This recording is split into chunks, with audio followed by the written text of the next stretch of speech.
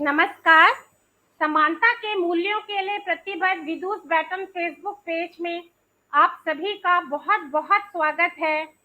किंग्सयुगी beauty in imperfection, किंग्सयुगी अपूर्ण सुंदर है के 19वें एपिसोड में आज हमारी खास मेहमान हैं जो पौड़ी गढ़वाल के चामी गांव से हमारे साथ जुड़ रही हैं, रिंकी रावत बिष्ट जी।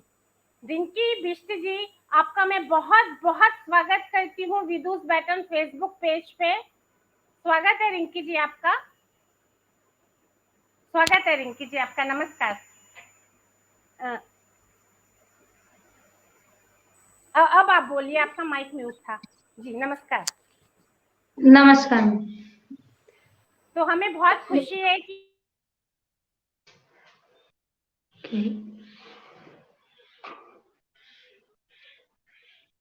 उनके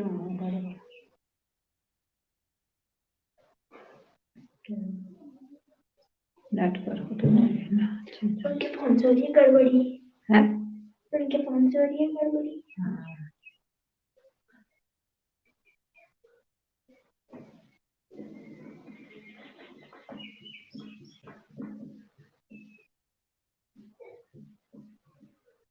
नेट तो अच्छे जी ना। वो आप करना वाला था।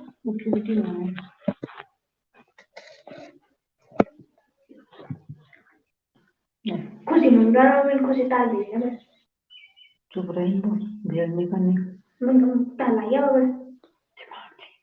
पूजा कपड़ा निकाल डाल बाबा ने जो तेरे आवाज में आने चाहिए।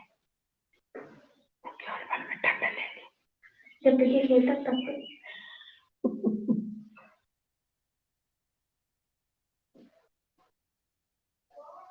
हेलो हेलो बोल। हेलो हायो कुछ आवाज ही नहीं। अरे ऊपर से गया वाले क्या पता नहीं। तू आएगी मैं तो करने आई हूँ। क्या मुझे खेलने से तू पता खेले हुई है तो ओके बुटी वाली प्रॉब्लम होने ना।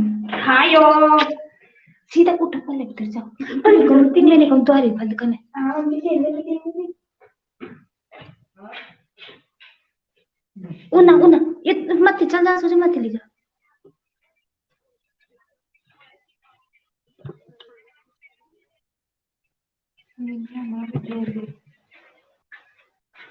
ठीक है चल हाँ ये बाकी बस कुछ के मंगी है बताएंगे गांव वाले लाइट मिनट से लाइट चली है बोला ओखो तुम मत मिलन केंद्र में जा देखो लेट नहीं ना जा दे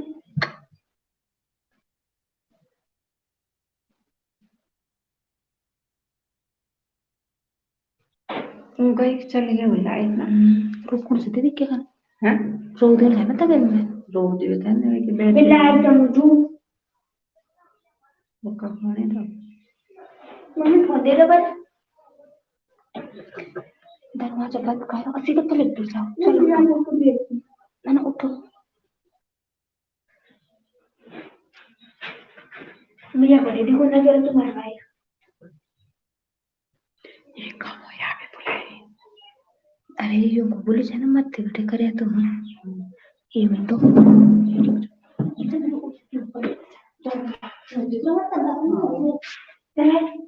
चल मैं भी जाऊँ सोचती थी तू ही चाहिए आ रही है क्या दीदी क्या तुम करो जल में रेडियो खुला से साइड से मुझे तो देखो शरारत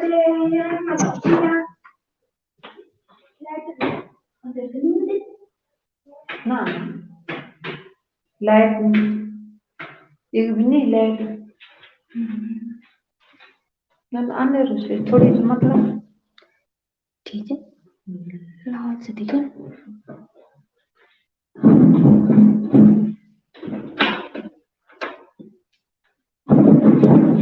नहीं आ जाना तो लाइट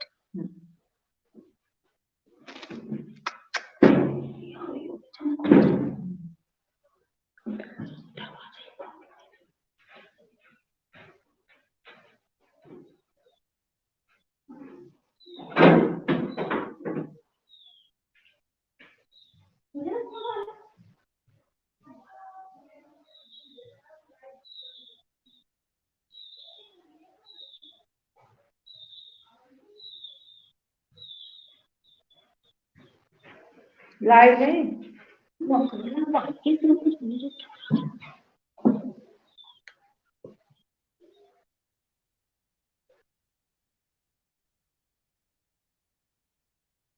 तेरे फोन पर छेना रहा ना पहले फोन अब हम तो क्या मत देना नहीं जा अपना रेडियो खुला कर दो हां रेडियो लगाउनु छ कि मैं बंद करे मैं तू नहीं जाने वाला दरवाजा बंद करे हम दुई बस इन आप खुले रहना में छुट्टिया दिन प्याज रोज नहीं खेले मेरा इधर पड़ा ये मेरे पूरी वेले के लिए है यो उन्नी जो प्लस्तर हो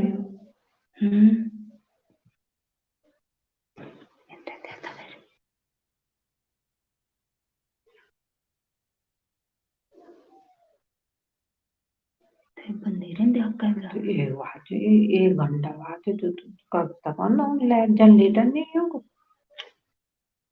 है ना दूसरा आदमी थोड़ी रह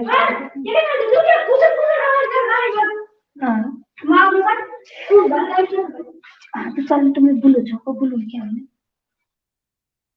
कोई कुछ पूछे नहीं तो चल तू भला करो मैंने चलो लाइट तो कुछ ना कुछ बोल जाते हैं लाइट तो तुम्हें कैमरा बंद कर कैमरा बंद आवाज आएगा कैसे कुछ माइक बंद कर कैमरा माइक बंद कर माइक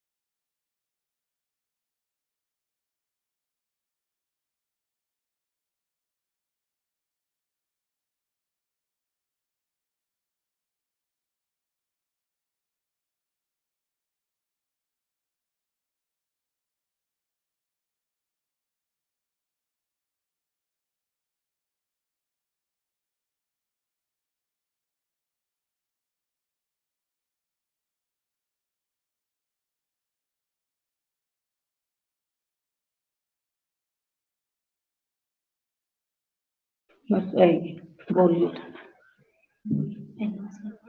नमस्कार, मेरा नाम रिंकी बिष्ट है और मैं ग्राम चामी से हूँ और यहाँ पौड़ी जिले में पड़ता है। हमारे यहाँ सीटीसी खुला हुआ है जिसका फुल नेम चामी टीनेजर क्लब है और यहाँ बहुत सी किताबें मिलती हैं लाइब्रेरी में और वहाँ हिंदी, इंग्लिश, गढ़वाली बहुत सारी किताबें मिलती है और कहानियों की जिसे मैं और बहुत से बच्चे पढ़ते हैं और उन कहानियों से हमें बहुत सारी प्रेरणाएं मिलती हैं। यहाँ लाइब्रेरी करीबन 2 साल पहले खुला था। डॉक्टर अरुण कुक्षाल जी ने खोला था और उन्हीं के द्वारा यह लाइब्रेरी चलाई जाती है। इस लाइब्रेरी से काफी बच्चों की मदद भी होती है और वे कुक्षाल जी बहुत सारे बच्चों की मदद भी करते हैं। उनके द्वारा बहुत सारे बच्चों की पढ़ाई में मदद होती है। वे बच्चों को किताबें और फीस वगैरह भरते हैं, उनकी ड्रेसों की फीसें भरते हैं। वे लोग वे काफी मदद किया करते हैं। हम जैसे हम लोगों को कॉपियों की या पेन वगैरह, पेंसिल वगैरह की जरूरत होती है तो वे हमें जो चाहे वही चीज पहुंचा देते हैं और बच्चों को जगह-जगह जैसे धार्मिक स्थलों और बाग बगीचे दिखाने के लिए काफी जगह घुमाने के लिए भी ले जाते हैं। वहाँ पर बहुत सी ऐसी सुविधाएं हैं जो शायद आम हम लोगों के बस की नहीं थी। वहाँ कंप्यूटर की भी सुविधा है जहाँ पर मैं और काफी बच्चे सीखने के लिए जाते हैं। कंप्यूटर में भी हम लोगों को टाइपिंग वगैरह सिखाया जाता है फिलहाल तो और वहाँ हमें टाइपिंग वगैरह सिखाने के लिए एक लड़के को सिखाने के लिए रखा जाता है जो हमें वहाँ पर टाइपिंग वगैरह सिखाता है और लाइब्रेरी में ऐसी बहुत सी चीजें हैं जो हमने शायद कभी देखी नहीं थी। वहां पर गढ़वाली में रामलीला और महाभारत जैसी बहुत सी किताबें मिलती हैं। और जैसे उत्तरा धात जैसी हिंदी गढ़वाली किताबें भी हैं। और हम लोग वहां पर 1 या 1.5 घंटा ही जा पाते हैं, क्योंकि बच्चे स्कूल में भी जाते हैं और स्कूल से आने के बाद संडे को हम लोग सुबह 1-1.5 घंटा सुबह जाते हैं और 1-1.5 घंटा शाम को जाते हैं। और बच्चे बच्चे वहां पर जाकर थोड़ा बहुत पढ़ाई करते हैं, थोड़ा बहुत खेल कूद करते हैं और वहां जाकर के बहुत सी चीजों के बारे में जानकारियां प्राप्त करते हैं। लाइब्रेरी में सब चीजों की सुविधाएं प्राप्त है, जिसे बच्चे जब चाहे जो चाहे जैसी किताबें चाहे पढ़ लिख सकते हैं। और वहां पर बहुत सी चीजों के बारे में जानकारियां भी मिलती है। और बच्चे बड़े उत्साह के साथ लाइब्रेरी में जाते हैं, वहां बहुत से सीखते हैं। उन्हीं अरुण कुक्षाल जी की वजह से बच्चों को पढ़ाई लॉकडाउन के समय जब पढ़ाई करने के लिए उन्हें दिक्कत होती थी, हम लोगों के पास ऐसे स्मार्टफोन नहीं थे, तो उन्होंने हमारे बच्चों को टैबलेट वगैरह जैसी सुविधाएं दी, जिससे बच्चे आसानी से पढ़ाई कर सकते हैं, ऑनलाइन पढ़ाई करते हैं। और सीटीसी में बहुत सी चीजों की सुविधाएं होती हैं, जिनसे बच्चे प्रभावित होकर वहां बार-बार जाना पसंद करते हैं। और हमारे गांव में चामी गांव में हम बहुत सी महिलाएं हैं जो यहाँ खेती बाड़ी करते हैं, खेतों में काम वगैरह करते हैं, जैसे पशुओं की देखभाल के साथ साथ खेती, घर का काम और मनरेगा वगैरह दिहाड़ियां भी करते हैं। ऐसी बहुत सी महिलाएं हैं जो आगे कुछ करना चाहती है मगर कर नहीं पाती। समूह भी बने हुए हैं, मगर फिर भी महिलाओं को उतना काम नहीं मिल पाता कि वो अपने घर का खर्च चला सके। इसीलिए वहाँ खेती और पशुओं की देखभाल ज्यादा करते हैं। खेतियों में भी थोड़ा बहुत, इतना तो होता नहीं है, पर फिर भी जंगली जानवर और लावारिस पशुओं की वजह से खेतियां भी बर्बाद हो जाती हैं, जिसमें से हम जितनी मेहनत करते हैं उतना भी हम लोगों को प्राप्त नहीं होता है। और हम लोग जो जितना भी होता है उतने में ही अपना भरण पोषण करते हैं अपने बच्चों का। यहाँ वैसे तो काफी जनसंख्या में लोग गांव में रहते हैं, पर फिर भी कुछ लोग यहाँ से पलायन कर चुके हैं।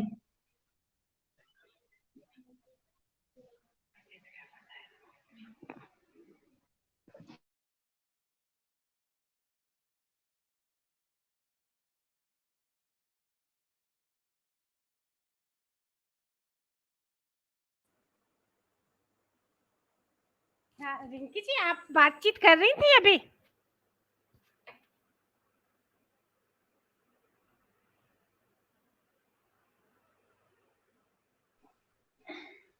आप बातचीत कर रही थी कि शांत थी अभी?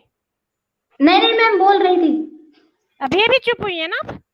तो एक बार फिर से आपका बहुत स्वागत है। जब हमें कोई अनोखी और बहुत अच्छी चीजें मिलनी होती हैं तो बाधाएं बहुत आती हैं।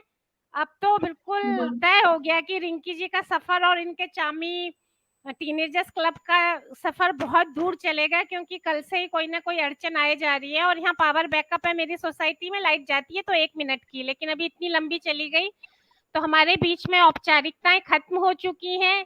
रिंकी जी ने विदुष बैटन वाला काम भी संभाला और मेहमान का भी संभाला, तो इस तरीके से वो विदुष बैटन की एक अनौपचारिक सदस्य भी हो गई हैं और मेहमान भी हैं, दूसरे रोल में। मैं विदुष बैटन से ही कामिनी रावत जी को इनवाइट करना चाहूंगी इस बात के लिए कि वो रिंकी बिष्ट जी के स्वागत में उनके लिए कविताएं पढ़ें। जैसे कि किंग्सयुगी की परंपरा है कि हम अपने मेहमान की शान में उनके लिए कविता पढ़ते हैं, तो इसके लिए मैं कामिनी रावत जी को आमंत्रित करती हूँ।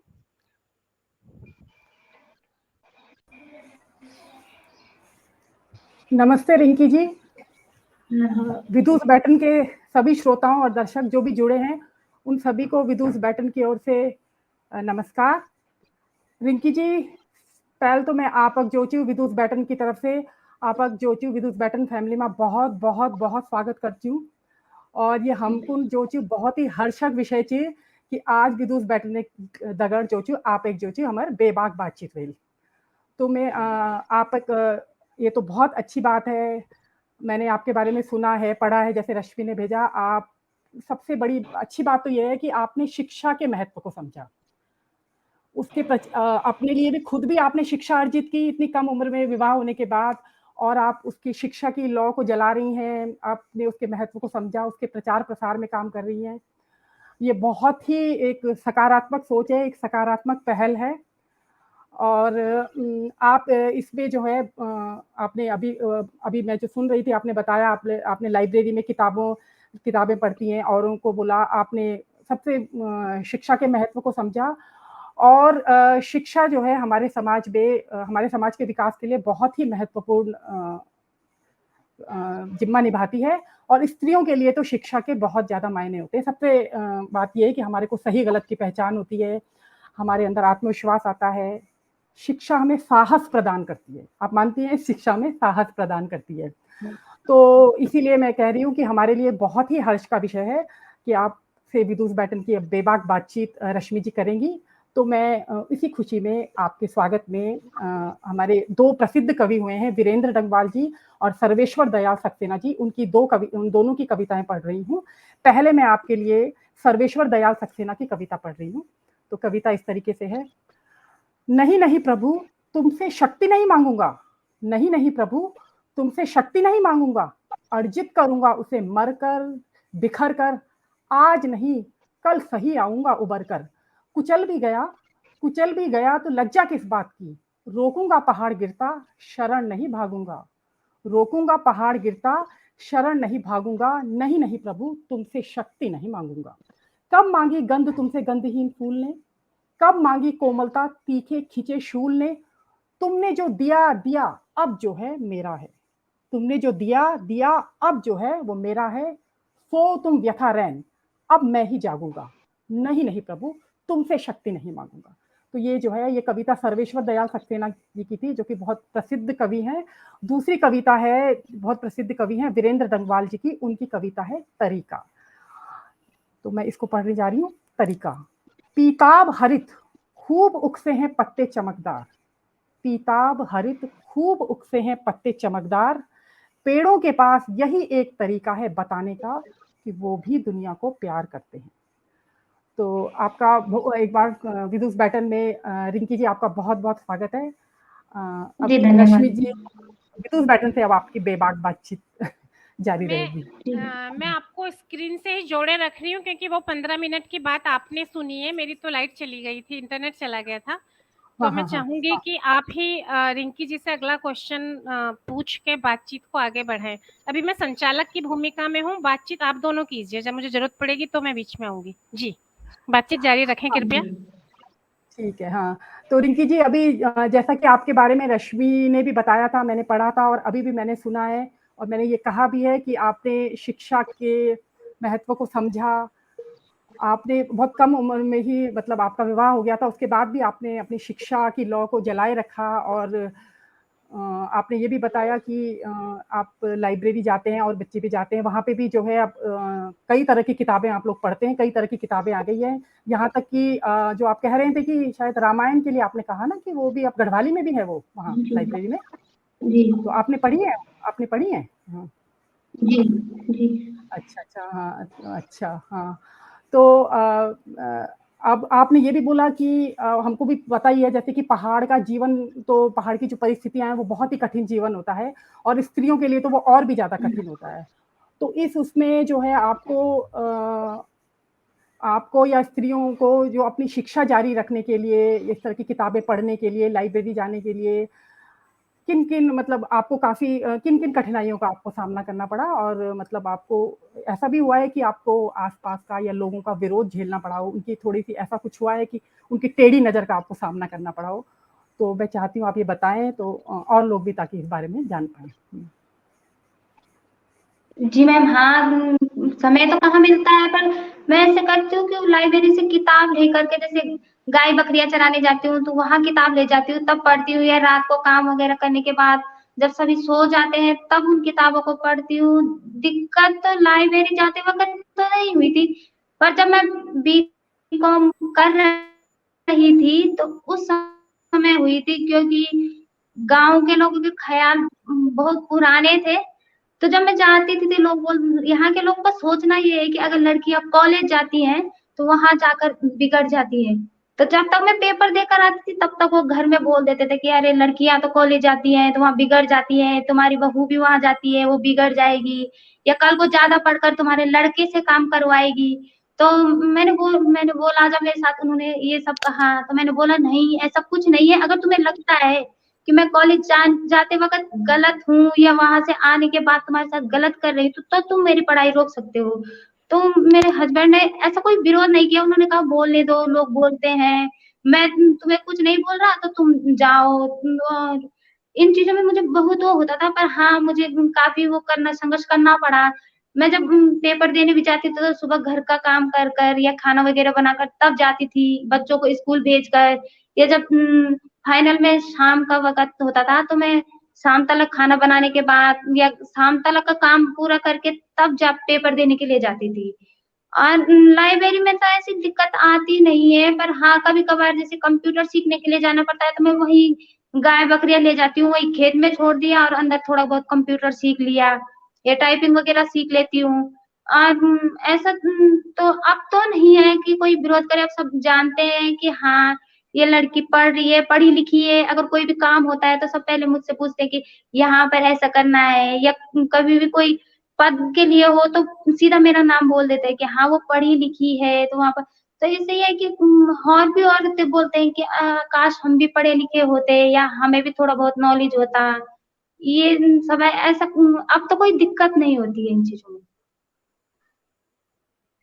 तो ये बहुत अच्छी बात है कि लोगों को भी जो है धीरे-धीरे शिक्षा का महत्व समझ में आ रहा है। नहीं तो पहले तो उनको यही डर लगता था ना कि लड़की जी। अगर पढ़ेगी तो घर का काम कौन करेगा, घर कैसे चलेगा, सारे काम कैसे होंगे। हाँ। पर अगर आपने ये हिम्मत दिखाई है तो आपसे जी। उनको ये पता लगा है कि सब कुछ मैनेज हो सकता है और उनको भी पता मतलब वो इस बात को मान रहे हैं कि काश कि वो लोग भी पढ़े हुए होते।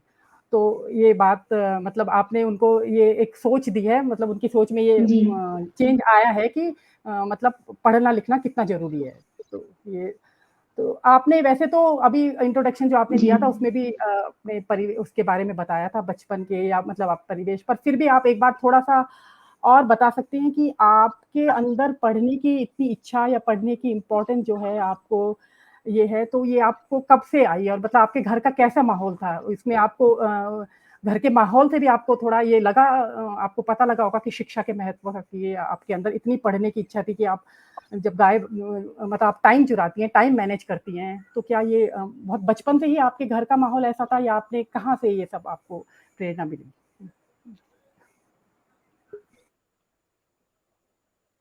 मैम, घर का माहौल तो इतना अच्छा नहीं था, क्योंकि पापा जब हम छोटे-छोटे थे, पापा मोहन नगर गाज़ियाबाद में सेंट थॉमस स्कूल में बस चलाया करते थे।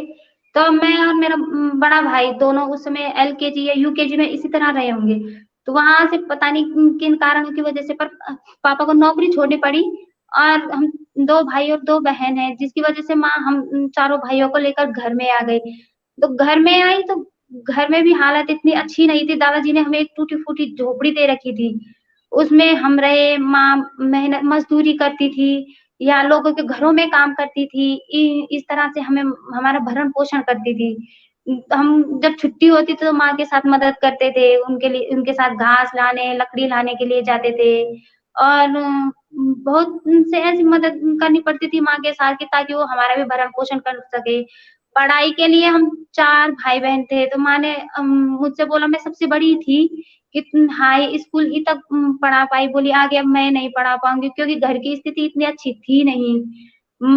माँ को भी काफ़ी दुःख झेलना पड़ा, क्योंकि वो एक अच्छे परिवार से थी, लेकिन ससुराल में आकर उन्हें काफ़ी कुछ करना पड़ा, कभी भूखा सोना पड़ता था, कभी एक ही रोटी से गुज़ारा करना पड़ता था।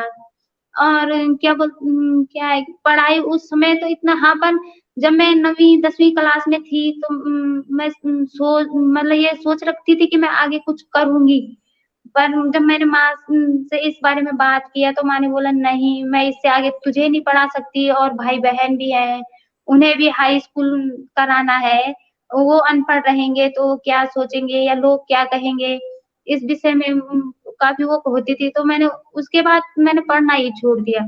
जब मैं शादी हुई तो मैंने शादी के बाद हस्बैंड से बोला कि मुझे पढ़ने की चॉइस है और उन्होंने भी हामी भर दी। जब मैं मायके में ही थी तो मैं किताबें माँग कर लाती थी, किताबें वग़ैरह माँग कर पढ़ती थी या मतलब इतनी आर्थिक स्थिति इतनी अच्छी नहीं थी कि हम नए कपड़े तक भी नहीं पहन पाते थे।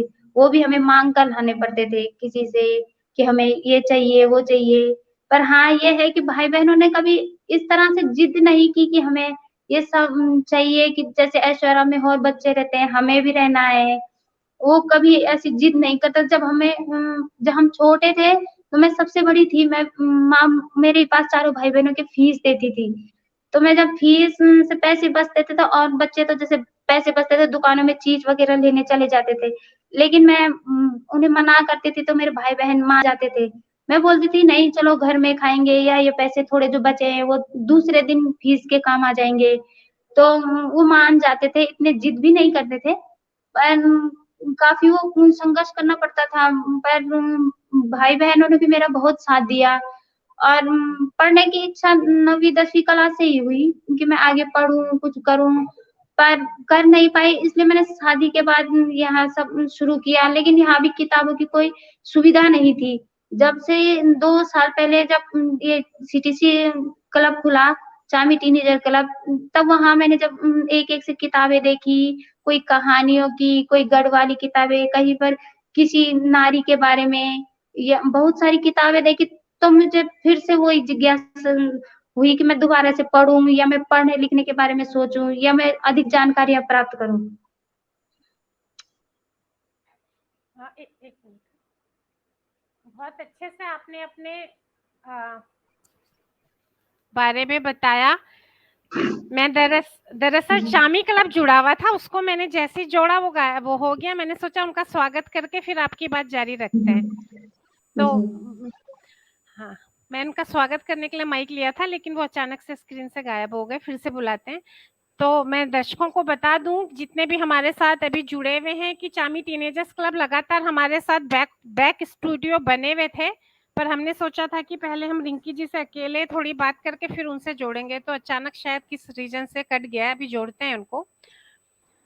तो रिंकी जी, आपका संघर्ष देख के तो मुझे काफी ही रोंगटे खड़े करने वाले आपके अनुभव थे। तो आप दोनों की बातचीत को तो कामनी रावत जी ही आगे बढ़ाएंगी।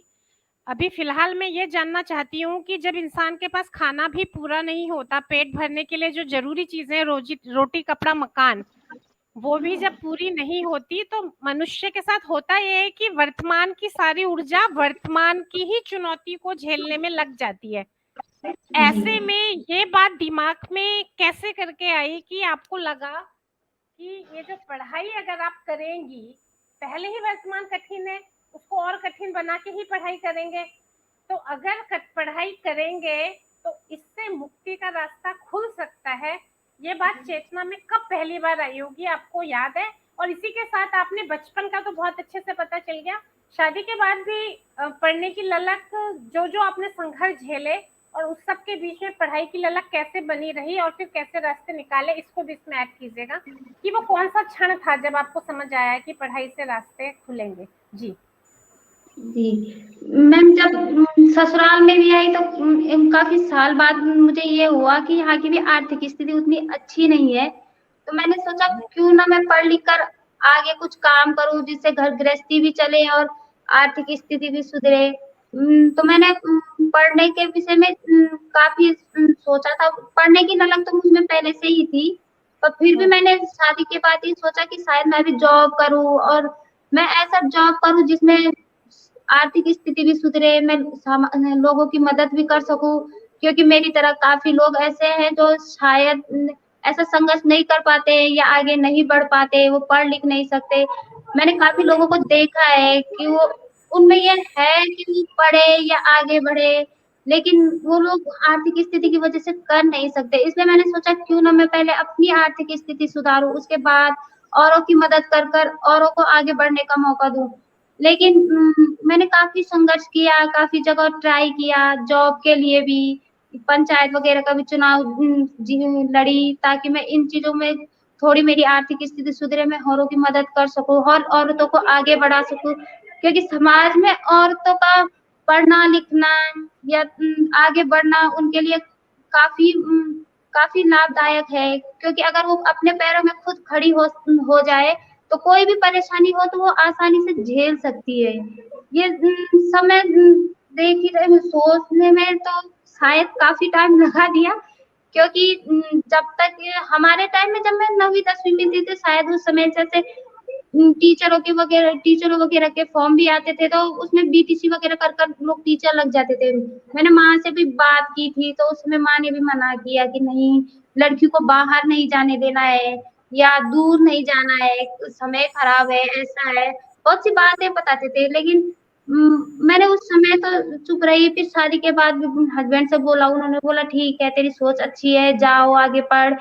मैंने कोशिश की, लेकिन मैं नहीं कर पाई। तो मैं जब पेपर देने जाती थी या कई जगहों पर गई, तो मैंने देखा कि सब जगह औरतें आगे बढ़ना तो चाहती है, लेकिन वो बढ़ नहीं पाती। एक तो गाँव में सुविधाएँ नहीं है, दूसरे वो लोग आगे बढ़ने के लिए किसी का सपोर्ट नहीं मिलता है, कहीं पर उनकी आर्थिक स्थिति अच्छी नहीं है, तो काफ़ी परेशानियों करने पर तो मैंने सोचा क्यों ना ये पहल पहले मैं ही करूँ, उसके बाद मैं औरों को थोड़ा सहारा दे सकती हूँ। इसलिए मैं काफ़ी मदद वो क्या बोलते, मेहनत भी करती हूँ, लेकिन होता नहीं है इसमें, इतना कर नहीं पाती हूँ। फिर भी शायद जब तक मैं हूँ, तब तक मैं ये कोशिश करती रहूँगी कि मैं अपने साथ-साथ और औरतों को भी आगे बढ़ने का मौका दूँ, या उन्हें भी अपने साथ-साथ आगे बढ़ाऊँ, उनकी मदद करूँ कि वो आगे पढ़े या कुछ करे और आगे नाम हो। एक पैसा ही कमाना नहीं, अगर नाम भी हो तो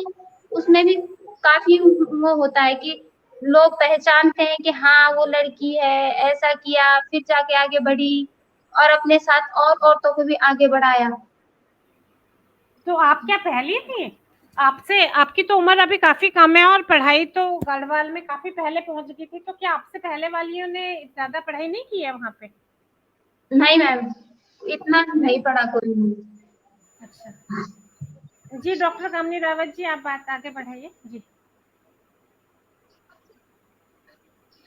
रिंकी जी अपना संघर्ष बता रही है, उसको सुन के जैसे रश्मि ने बोला, बहुत ही ज़्यादा आश्चर्य भी हो रहा है, बहुत रोमांच का अनुभव भी हो रहा है। तो रिंकी काफ़ी सकारात्मक बात भी कर रही है, बहुत सारे इनके मतलब इतने ज़्यादा मतलब जैसा पहाड़ी जीवन है या वहाँ की सोच है, तो वो उसकी वजह से तो बहुत ज़्यादा बाधाएं आती हैं, लेकिन फिर भी इनका जो मायके में परिवेश था, जो ससुराल में परिवेश था, उन्होंने इनको जो है कोऑपरेशन दिया, तो उसके कारण भी आगे बढ़ पाई हैं। लेकिन मैं ये कहना चाहूँगी कि जब तक ये सब कुछ आसपास का परिवेश भी, जब तुम्हारी परिस्थितियाँ प्रतिकूल होती हैं, उसके बाद भी आसपास का परिवेश भी तुम्हारी अगर सहायता करता है, तो लेकिन जब तक तुम, ऐसा लगता है कि रिंकी को खुद में शुरू से ही बहुत ज़्यादा विश्वास था, उसकी आंतरिक शक्ति बहुत ज़्यादा थी, तो जब तक रिंकी ने खुद से अंदर से महसूस जब तक वो नहीं करेगी या जब तक उसने नहीं किया होगा, तो आसपास का परिवेश तो तुमको कितना सहयोग दे सकता है। तो ये रिंकी के इसी जज्बे को सलाम करते हैं कि रिंकी के खुद के अंदर से रिंकी ने बहुत पहले से ही ये सोचा कि उसको जो है पहले अब, और ये भी एक बात है कि वो तभी दूसरों की मदद कर सकती है जब वो खुद एग्जाम्पल सेट करेगी, ये रिंकी ने बात बोली है। तो जब तक तुम खुद स्ट्रांग नहीं बनोगे, तब तक तुम जो है एक स्ट्रॉन्ग समाज के लिए तुम, हाँ, स्ट्रॉन्ग समाज को तुम उनको अपनी बात को जो है तुम फिर उतने जो है उतने कॉन्फिडेंस से नहीं रख पाते हो। तो आपने ये किया है, तो ये आपने एक एग्जाम्पल सेट किया है, मतलब आप तो आपका खुद का ही जीवन जो है वो लोगों के लिए प्रेरणा का विषय है। इसके बजाय कि आप बोले उन्हें, उससे ज्यादा है कि आप खुद वो कर रही हैं, तो उनको करने से जो है लोगों को जो है हम समझ पा रहे हैं कि लोगों को बहुत ज्यादा प्रेरणा मिल रही होगी और आगे भी मिलती रहेगी। तो ये जो है और भी जो आपके आसपास के लोग या जो भी गाँव के होंगे, वो अपनी बेटियों को पढ़ाएंगे, तो ये बहुत अच्छी बात है। और हम ये भी है कि आप जल्दी ही अपने पैरों पर भी खड़ी होंगी। आपने पंचायत का चुनाव भी लड़ा है, तो मैं मतलब ये पूछना चाह रही हूँ कि इन सब मतलब अब आप अपने अंदर कितना कॉन्फिडेंस पाती है, कितना चेंज पाती है पहले से और अब में, जब आपने इतनी शिक्षा भी अर्जित की है और पंचायत का आपने चुनाव लड़ा है, या आप आसपास के लिए एग्जाम्पल सेट कर रही हैं, तो आप अपने में क्या चेंज पाती हैं? मैम मेरे अंदर चेंज तो काफी हुई है। जब मैं मायके में थी तो मायके से भी मार्केट सतपुली में ही पड़ता है। मुझे याद है जब मैं मायके से ससुराल आ रही थी तो मैंने कभी सतपुली बाजार इतनी बारीकी से देखा नहीं था। तो मैं जब वहां से आ रही थी तो पापा मेरे साथ थे, छोटी बहन मेरे साथ थी। तो हम वहां से, मैंने बोला शायद पापा साथ में हैं, तो पापा गाड़ी ढूंढ कर मुझे गाड़ी में बैठा देंगे। मैं वहां से एक जगह से हिली ही नहीं। पापा ने वहाँ खाना पीना खाया और वहीं पी करके वहीं लेट गए। तो मैं, मेरी छोटी बहन सुबह से शाम तक परेशान रहे, भूखे रहे, पर हमें गाड़ी नहीं मिली। काफी मुशक्कत के बाद रात होने को आई थी तो मुझे तब जाकर कोई अपने साथ का दिखा, उससे पूछा, तब गाड़ी में बैठी। बहुत वो हुई थी क्योंकि उस समय तक मैं किससे बात करने में भी झिझक महसूस होती थी।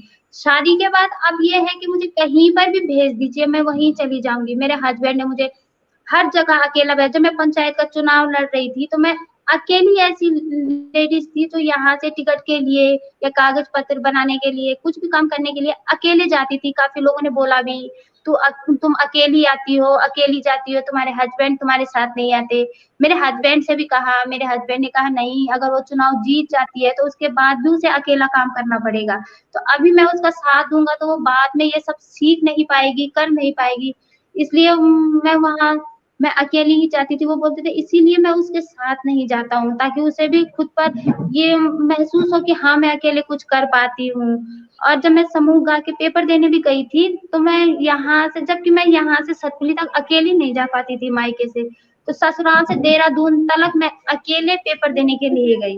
जबकि मेरे हस्बैंड को ये डर था कि ये अभी कहीं बाहर गई नहीं, बाहर देखा नहीं, पता नहीं कहाँ जाएगी, कैसे जाएगी, क्या करेगी। तो मैंने कहा नहीं, मैं पहुंच जाऊंगी, मैं चल। जब मैं वहां पहुंची तो मैंने फोन किया, उन्होंने कहा ठीक है तुम पहुंच गई, हाँ तुमने अब इधर उधर जाना भी सीख लिया। ये पढ़ने के बाद मतलब थोड़ा सा ये है कि जैसे कॉलेज जाती थी तो लड़कों के साथ बात करने में भी झिझक महसूस नहीं होती थी, खुला बात कर लेती थी। कहीं जाना हो या कहीं कुछ भी हो, अब मैं आराम से आ जा सकती हूँ। या कहीं बाहर अगर देखा भी ना हो तो ये पढ़कर जा सकती हूँ, कहाँ पर कौन सी दुकान है, कहाँ कौन सा स्टेशन है, कौन सी गाड़ी कहाँ जाती है, क्या है। अब अकेले कहीं भी भेज दीजिए मैं वहां चली जाती हूँ। लेकिन पहले मैं ये था कि घर से बाहर कभी गई नहीं थी, कभी जा नहीं पाई, तो मैं कहीं जा नहीं सकती थी, या डर लगता था पता नहीं कहाँ जाऊंगी, कैसे जाऊंगी, क्या करना है, या कैसे किसके साथ बात करना है। अब मैं हर जगह चली जाती हूँ, कहीं भी भेज दीजिए। और कोई ये झिझक भी नहीं होती कि कहाँ कौन सी जगह जाना है, किससे क्या पूछना है, क्या करना है। ऐसे में मैं मतलब पढ़ाई के बाद या जैसे मैं इधर उधर जाना सीख चुकी हूँ तो मैं कहीं भी आराम से आ जा सकती हूँ।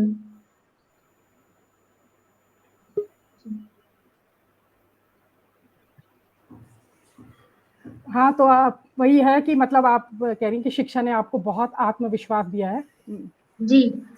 अच्छा, रिंकी जी, मैं ये पूछूंगी कि आपने किताबें कौन-कौन सी पढ़ी हैं? किताबों के बारे में बताएंगे कुछ?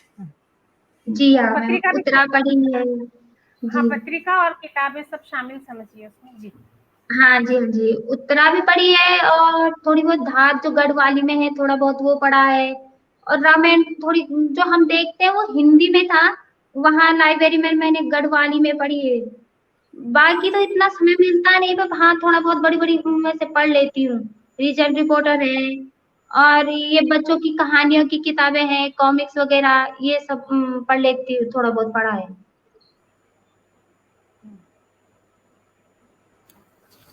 हाँ, रश्मि जी, अब आप जारी रखें। वो जी। अभी तक जुड़े नहीं है। हाँ, हाँ उनको दिक्कत आ रही, मैं मेरा भी सारा थोड़ा ध्यान बंटावा भी था।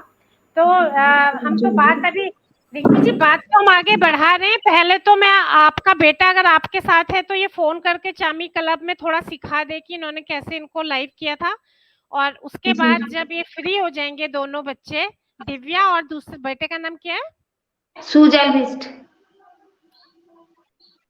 हाँ, सुजल बिस्ट, सुजल। सुजल ना। तो सुजल, हाँ जी। उसके बाद सुजल अगर वो जुड़ जाएंगे तो अच्छी बात है, नहीं तो फिर सुजल और दिव्या फिर आप ही के साथ यहाँ आ जाएंगे, ठीक है? तो हम ठीक चामी है। क्लब के बारे में उनसे बातें करेंगे। फिलहाल मैं जी। आपसे, एक तो मैं आपसे जानती हूँ, चाहती हूँ कि जो आपका पंचायत चुनाव लड़ने का जो अनुभव था वो हमसे शेयर कीजिए, और जो आप एग्जाम देने जाती हैं वो तो आपने अभी बताया ही है, पहले हमें पंचायत वाला ही शेयर कीजिए, पहले उसका जो पूरा अनुभव था, या जब पहले पहल किसी ने आपसे कहा कि चुनाव लड़िए या क्या हुआ होगा, उस तरीके की वो बातें शेयर करते हुए थोड़ा सा बताइए हमें जी। जी मैम। जी मैम, किसी ने कहा तो नहीं है, ऐसे ही चुनाव का समय था, लोग टिकट वगैरह के लिए जा रहे थे, तो मैंने अपने हस्बैंड से बोला था, मैंने बोला ऐसी बात कर रहे थे, बोले आजकल सब में इधर उधर कोई अच्छा काम नहीं करता, लोगों को, गरीब लोग हैं गांव में, किसी को दिहाड़ी अच्छी सी नहीं मिलती और बहुत से बेरोजगार हैं, ऐसी बातें कर रहे थे। तो मैंने उनसे ऐसे ही अचानक बोला, मैंने बोला अगर मैं टिकट ले आऊं, तो बोले कहाँ कैसे लाओगी, इसमें बहुत खर्चा है, क्या करना है, तुझे कुछ अंदाजा भी नहीं है, क्या करेगी। मैंने बोला पहले टिकट खाकर देखते हैं, अगर जीत गए तो उसके बाद देखेंगे क्या करना है क्या नहीं। तो बोले ठीक है, तुझे जाना है तू जा, मैं तेरी सारी मदद करूंगी, लेकिन करूंगा, लेकिन तुम ऐसे करना कि अकेली जाना और अकेली आना, क्योंकि तुमने ऐसे में एक्सपीरियंस भी बढ़ जाएगा, कहाँ क्या करना है, कैसे करना है और कहाँ जाओगी। मैंने बोला ठीक है। तो मैं ऐसे ही सोची, क्योंकि काफ़ी होता है कि लोग क्षेत्र पंचायत का चुनाव वगैरह हो या कुछ भी हो तो जीत तो जाते हैं, लेकिन यहाँ काम वगैरह नहीं मिलता है, क्योंकि गाँव में इतनी सुविधा तो है नहीं कि लोग अपनी आर्थिक स्थिति या कुछ और वजह से सुधार सकें।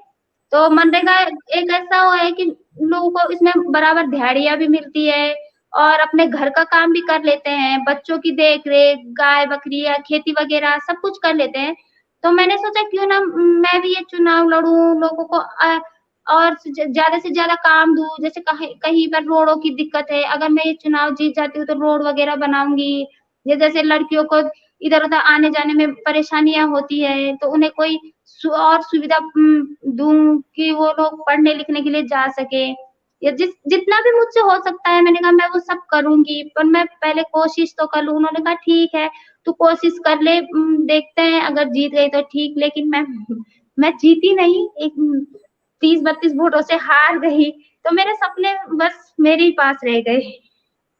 नहीं तो ये तो बताओ कि वो प्रोसेस क्या था, ये तो आपने हमें टिकट लाने का प्रोसेस बताया, वो आगे जी। का प्रोसेस बताओ, जब आप लोगों ने घर जा, मतलब जब लोगों को कन्विंस करने की आपने कोशिश की होगी कि तुम मुझे वोट दो, तो जी। उसका पूरा प्रोसेस क्या था, कौन कौन जुड़ रहे थे, मतलब कहाँ कहाँ आप जाते थे, कौन कौन कंपेनिंग में आपकी हेल्प करता था, और आप क्या रीजन देते थे लोगों को कि वो क्यों आपको वोट दें जी। मैम यही था कि गाँव तो इधर काफ़ी गाँव है, मैं गई हाँ थी, काफ़ी दूर-दूर तक जाते थे हम लोग, लेकिन हाँ मैंने बोला, काफ़ी लोगों से मदद भी की, माँगी भी थी कि क्या मैं एक लेडीज़ हूँ और मैं ये चुनाव लड़ रही हूँ, मुझे आप लोग वोट दें, मैं एक पढ़ी-लिखी लड़की हूँ और मैं आप लोगों की काफ़ी मददें कर सकती हूँ। काफ़ी लोगों ने बोला भी था कि यहाँ रोडों की दिक्कत, सड़क वगैरह की दिक्कत है, हमें आने-जाने में दिक्कत होगी, अगर तुम जीत जाओगी तो ये कर दोगी। मैंने कहा ठीक है, अगर मैं जीत गई तो मैं आप लोगों की मदद कर सकती हूँ। और मैंने ये भी कहा था कि मैं एक जो भी बन सकेगा मैं आप लोगों की वैसी मदद करूँगी और काफ़ी जगहों पर आप लोग मदद वगैरह करने के लिए सक्षम हूँ। मैं क्या वो क्या बोलते हैं कि मैं आगे चुनाव जी काफ़ी लोगों के साथ मेहनत की, लेकिन मैम सबको यही था कि हमें तुम पैसे दो या कुछ दो तो हम तुम्हें वोट देंगे।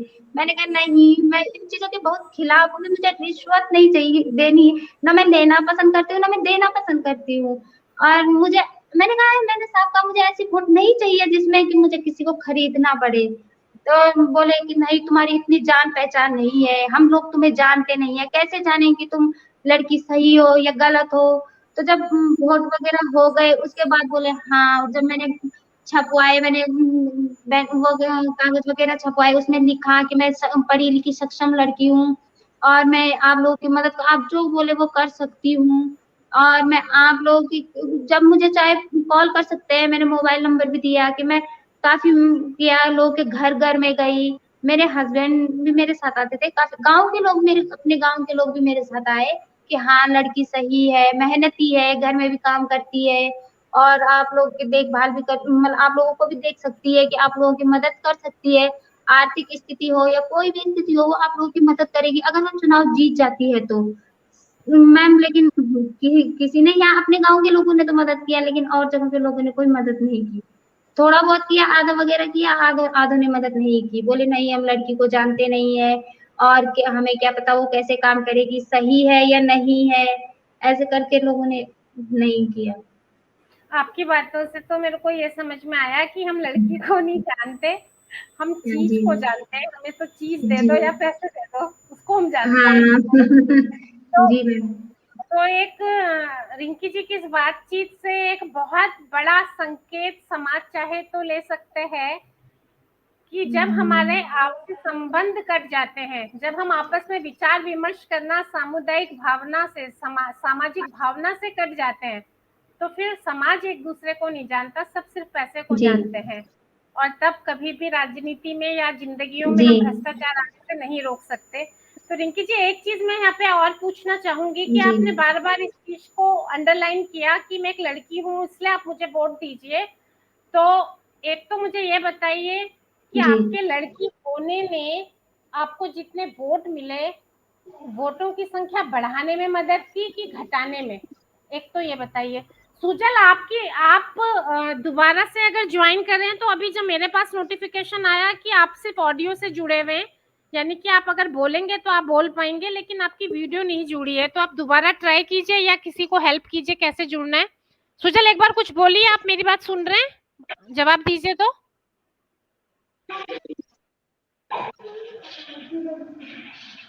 हाँ, वो आपका वीडियो नहीं ज्वाइन हो रहा है। ठीक है जी रिंकी जी। जी मैम जी मैम मिले वोटिंग दिन बहुत मुझे बहुत ज्यादा मिले थे। 400-500 करीबन मिले होंगे। काफी मदद की लोगों ने और काफी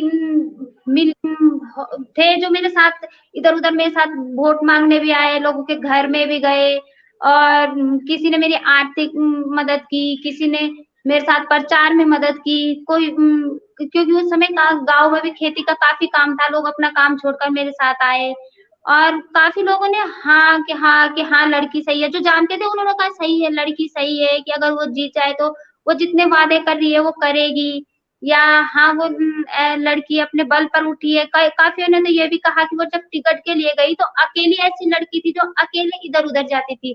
इसने जबकि मैं पहली बार क्षेत्र पंचायत का चुनाव लड़ी थी। इससे पहले मैंने कोई चुनाव नहीं लड़ा था।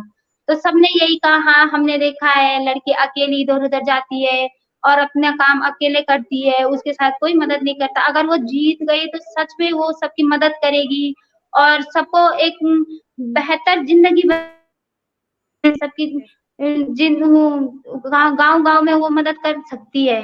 ऐसा कहकर लोगों ने काफ़ी वोटें तो दी थी। बस यही था मैम कि 30-32 वोटों में फ़र्क पड़ गया, बस। हाँ, नहीं, मैं जीतने हारने की तो बात ही नहीं कर रही। मैं तो ये जानना चाह रही हूँ कि एक तो ये कि फिर लड़की होने ने क्या कुछ नेगेटिव रोल भी प्ले किया, और दूसरा मैं ये जानना चाहती हूँ कि क्या लड़की होना अपने आपके गांव के परिवेश के हिसाब से आप बताइए कि क्या लड़की होना होना से फर्क पड़ता है, यानी कि क्या आपके संघर्ष या चुनौतियां बढ़ जाते हैं कि घट जाते हैं लड़की होने की वजह से, और बढ़ जाते हैं या घट जाते हैं तो क्या है वो? जी। नहीं मैम, यहाँ के लोगों की अभी तक ऐसी कोई सोच नहीं है कि अब जो नई पीढ़ी की लड़कियां हैं या नई पीढ़ी की बहुएं हैं वो सब सही है, पढ़ी लिखी है। ज्यादा तो नहीं, कोई हाई स्कूल कोई इंटर पढ़ी लिखी है, लेकिन सोच उनकी अच्छी है। उन्हें ऐसे कोई फर्क नहीं पड़ता कि ये लड़की है या लड़कियों की ऐसी जिंदगी होनी चाहिए, ऐसा तो कुछ नहीं है। मेरी तो उसमें यह है कि बढ़ी ही है लेकिन घटी नहीं है कहीं पर भी। वो यहाँ अब इतना वो नहीं है, काफ़ी फ़र्क हो चुका है क्योंकि बुजुर्ग लोग रहते थे तो उनकी सोच नेगेटिव रहती थी कि हाँ, ये लड़की है, ऐसा नहीं करना, वो नहीं करना, इधर नहीं जाना, उधर नहीं जाना। ये सब सोच पहले पुराने लोगों की रहती थी। अब नई लड़कियां ऐसी कुछ नहीं है, जो बहुएं हैं काफी सही भी है। जैसे हम लोग कोई कार्यक्रम भी करते हैं तो उसमें जल्दी आ जाते हैं। काफी यहाँ जो वार्ड मेंबर है ज्यादा लड़कियां ही हैं, और ग्राम प्रधान है वो भी एक लेडीज ही है। काफी वो है कि यहाँ के लोग अब काफी एक्टिव हो चुके हैं, आगे बढ़ चुके हैं। अब ऐसा कुछ नहीं है, सब मदद करते हैं, सब सोच बदल चुकी है।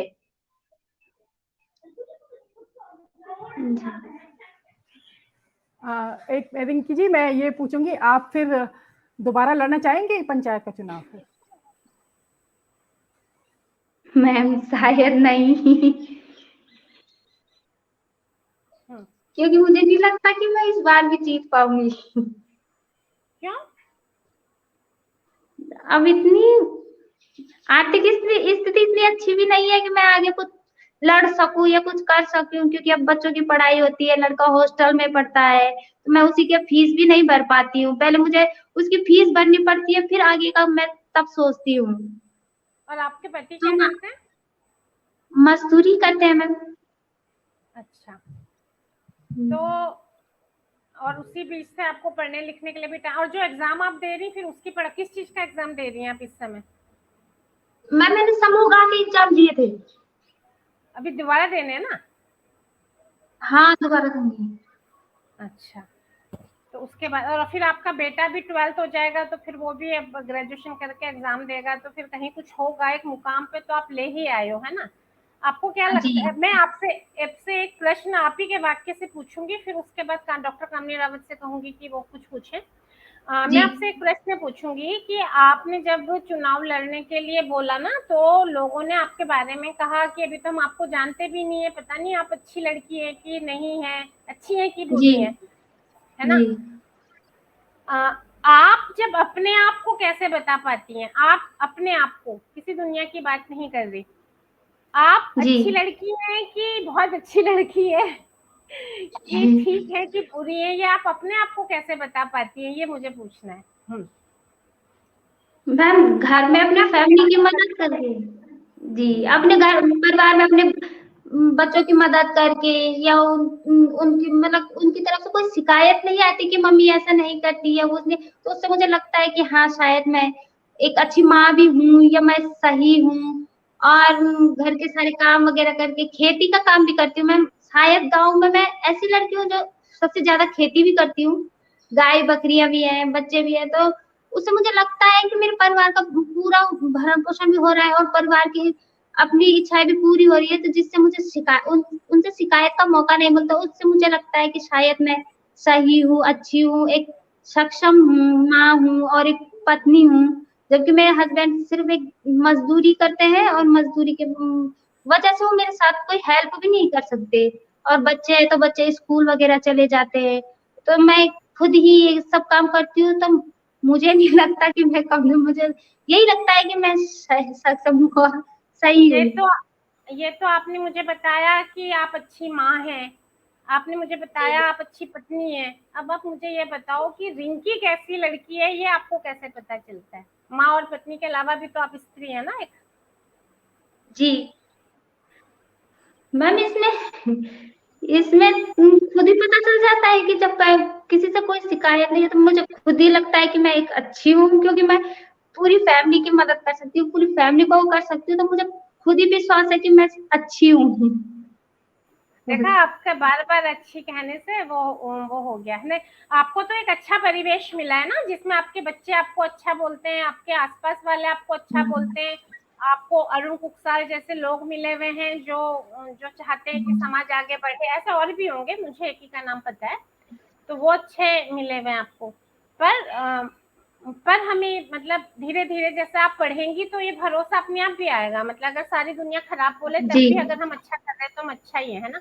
ये भी तो नौकरी के अलावा शिक्षा ये भी तो सिखाती होगी ना कि हमें अच्छा और गलत जो है अच्छे से पता है, और अगर अब सारी दुनिया गलत बोले तो भी हम अपने आप को ठीक समझ सके, है ना? ठीक समझते हैं। आप अच्छी लड़की होंगी क्योंकि आप खुद की सुनती हैं, और आप और ज्यादा आगे जो है अपनी खुद की सुनेंगे, इसलिए आप अच्छी लड़की जी। आपने तो खुद की तब भी सुनी होगी जब लोगों ने आपको अच्छा नहीं कहा होगा, क्योंकि पहली बार जब कुछ करते हैं तब तो लोग साथ नहीं देते ना। लोग साथ जी तब देते हैं जब किसी चीज में आप मजबूती से जगह बना लेते हो। जब जगह बनाना शुरू करते हैं तब लोग साथ कहाँ देते हैं, तब तो वो अच्छा नहीं बोलते ना। नहीं मैम। वो तो आपके बच्चों को भी थोड़ा सा कंप्रोमाइज करना पड़ा होगा, क्योंकि और माँ तो करके उनकी मर्जी की कर दे रही है, आप हाँ अपना जी टाइम इधर उधर दे रही हैं। तो हो सकता है कभी कभी उनको जरूरत पड़ती हो अपनाओ, तो छोटा बच्चा जी कह भी सकता है माँ अच्छी नहीं है ना। जी क्योंकि लेकिन मैं ये कह रही हूँ कि जो शिक्षा है ना, हाँ जी एक तो वो आपकी नौकरी देती है, आपको आर्थिक स्थिति मतलब आपकी अच्छी कर देती है। और क्या जी करती है शिक्षा? और क्या रोल होता है शिक्षा का, मतलब पढ़ के मैम। और जी यही है कि उसमें सही सही गलत का भी पता चलता है। और क्या है कि कहीं पर भी कोई भी चीज हो या किसी चीज को पढ़ना हो, तो उसमें भी ये पता चल जाता है क्या है क्या नहीं है। अगर कोई अनपढ़ इंसान हो तो वो क्या पता लगाएगा कि कहाँ पर क्या लिखा है क्या नहीं, और समाज में कैसा रहना है क्या करना है, इन सब चीजों के बारे में पता चलता है। शिक्षा से तो काफी लाभ है। और जैसे हम लोग गाँव के लोग हैं तो हम लोग कभी कहीं जा नहीं सकते, कभी कहा कहीं बाहर निकले तो क्या पता कैसे। लेकिन आजकल जैसे ये मोबाइल वगैरह का मोबाइल वगैरह है, सोशल मीडिया वगैरह है, ऐसे शिक्षा है, पढ़े लिखे हैं तो उसी वजह पढ़ने लिखने की वजह से या उससे देख सकते हैं कि कैसे कहाँ पर क्या हो रहा है क्या नहीं है, कैसे फोन चलाए, कैसे क्या करे, और कहाँ पर सही कहाँ पर गलत हो रहा है। और कहीं पर भी काफी ऐसे लोगों की भी मदद हो जाती है मैम, कि जिन्हें पढ़ना लिखना नहीं आता, कि हाँ लो भाई ये आप पढ़ दो या आप कर दो। मैं देखती हूँ काफी लोग जब बैंक में वगैरह में जाती हूँ तो देखती हूँ काफी ऐसे बुजुर्ग होते हैं जो पढ़े लिखे नहीं है, उन्हें फॉर्म वगैरह भरना नहीं आता। मैं जब जाती हूँ तो मैं काफी लोगों के फॉर्म भरती हूँ, तो उसमें मुझे लगता है कि अच्छा हुआ कि मैं पढ़ी लिखी हूँ, इतने लोगों की मदद कर सकती हूँ। क्योंकि अगर मैं पढ़ी लिखी नहीं होती तो मैं किसी की भी मदद नहीं कर सकती थी। तो शिक्षा का महत्व मुझे ऐसा लगता है कि हर एक को होना चाहिए, इतना तो होना चाहिए कि वो खुद की भी और खुद की दूसरों की भी मदद कर सके, या वो सही गलत को पहचान सके। वाह। तो बहुत बहुत धन्यवाद रिंकी जी, आपने बहुत अच्छे से जवाब दिया कि पढ़ने से हमें जी सही और गलत का पता चलता है। सही और गलत का पता चलना अपने आप में बहुत महत्वपूर्ण चीज है। और आपने इस एक जी महत्वपूर्ण चीज की तरफ भी हमारा ध्यान डलाया कि हम खुद से तो गांव के बाहर जा नहीं पाए। आप क्या नहीं जा पाई, हम भी बहुत कम ही, हमारा एक्सपोजर भी बहुत कम है। तो हम किताबों के पन्नों के सहारे बहुत दुनिया घूम लेते हैं। अब आप प्लीज यहाँ बने रहो। वैसे तो अगर हम मोबाइल को हॉरिजॉन्टल रखते हैं तो आप जी सारे हमें एक साथ दिख जाते हैं, पर हम बिल्कुल रिस्क नहीं लेंगे। आप जल्दी से बच्चे लोग अपना नाम बता दो पहले, आप बार बार गायब हो जा रहे हो। नाम बताओ तो एक बार। श्रेया। श्रेया, आपका बहुत बहुत स्वागत है श्रेया वो विदुष दिव्या। बैटन मंच में। और ये ग्रीन दुपट्टे वाली, आप भी अपना नाम बताओ। मेरा नाम दिव्या बिष्ट है। और दिव्या, और आप? प्रिया। दिया। तो अब आप लोग जाना नहीं, हाँ, मतलब ऐसे ही बने जी रहो और हम आपसे, हमें चामी क्लब के बारे में और अपने बारे में कुछ बताओ। तब तक मैं डॉक्टर कामनी रावत जी से, आप लोग तय करो कौन पहले बोले तो फिर बोलना। कामनी रावत जी, इनके स्वागत में भी एक कविता पढ़ दीजिए। ये दिव्या, श्रेया और तीसरी ने अपना नाम क्या बताया? प्रिया। प्रिया। प्रिया। ये तीनों को आप चामी टीनेजर्स क्लब का रिप्रेजेंटेटिव मानिए, क्योंकि इनके सारे बच्चे कहीं कहीं से लगातार ट्राई कर रहे हैं पर सब जुड़ नहीं पा रहे हैं। और अगर ये ठीक से जुड़ पाते तो हम इनका फोन भी हॉरिजॉन्टल करा लेते, तो ये एक साथ इनका पीछे क्लब और बैनर भी दिखता। लेकिन अभी हम फिलहाल कुछ भी नहीं छेड़ेंगे, जैसे हैं बिल्कुल। मोबाइल में हाथ भी मत लगाना, आप लोग ऐसे ही रहो, बिल्कुल हाथ एकदम पीछे करके अपने। जैसा कनेक्ट हो गया वैसे ही ठीक है। तो भाभी जी, आप इनकी शान में थोड़ी कविता पढ़ दो, इसके बाद फिर ये आप लोग को बताना है, हाँ, अपने बारे में। हाँ जी। चामी क्लब के बहुत खूबसूरत से फूल, बहुत प्यारे प्यारे बच्चों का विदुष बैटन में स्वागत है। बहुत देर से इन बच्चों का इंतजार हो रहा था और अब इन्होंने अपने सुंदर खिले हुए चेहरे दिखाए। तो इन बच्चों के स्वागत में मैं एक कविता पढ़ती हूँ। ये कविता बहुत ही बड़े कवि नाजिम हिकमत की कविता है और कविता का नाम है यह दुनिया। तो बच्चों और बाकी सारे लोग कविता को सुने। कविता है यह दुनिया, नाजिम हिकमत की, और इसका अनुवाद जो है अनिल जन विजय ने किया है। सिर्फ एक दिन के लिए, सिर्फ एक दिन के लिए यह दुनिया चलो बच्चों को दे दे। सिर्फ एक दिन के लिए ये दुनिया चलो बच्चों को दे दे। खेलने के लिए आकर्षक चमकते गुब्बारे की तरह सितारों के बीच खेले व गाते हुए चलो ये दुनिया एक दिन के लिए बच्चों को दे दे। रोटी के एक गर्म टुकड़े की तरह, एक बड़े विशाल सेब की तरह, सिर्फ सिर्फ एक दिन के लिए काफी होगा, चलो ये दुनिया बच्चों को दे दे। सिर्फ एक दिन के लिए, सिर्फ एक दिन के लिए दुनिया सीख जाए दोस्ती करना, बच्चों को मिल जाए हमारे हाथों यह दुनिया, और वे लगा दे दुनिया में सनातन वृक्ष। तो बच्चों, आपका बहुत बहुत स्वागत है। अब आप अपने बारे में, अपने चामी क्लब के बारे में जो भी है अब आप बताएं। हाँ जी बोलिए, दिव्या है ये। दिव्या बोलिए। मेरा नाम श्रेया है और मैं चामी टीनेजर क्लब की एक सदस्य हूँ। मैं कक्षा 7 में पढ़ती हूँ और मेरे स्कूल का नाम the new hope children academy Jaithal गांव है।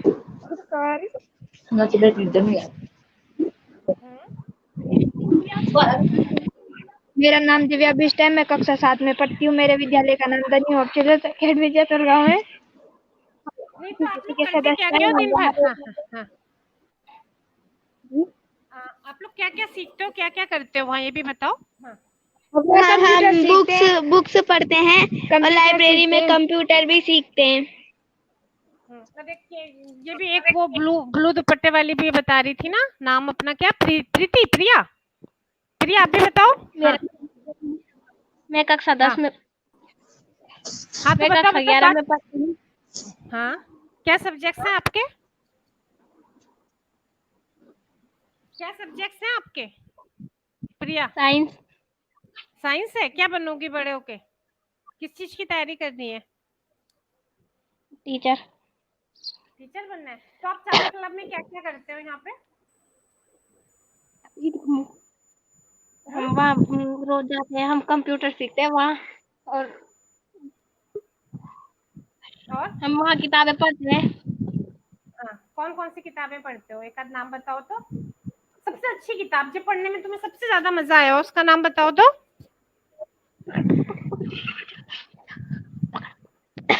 किताब देखते तो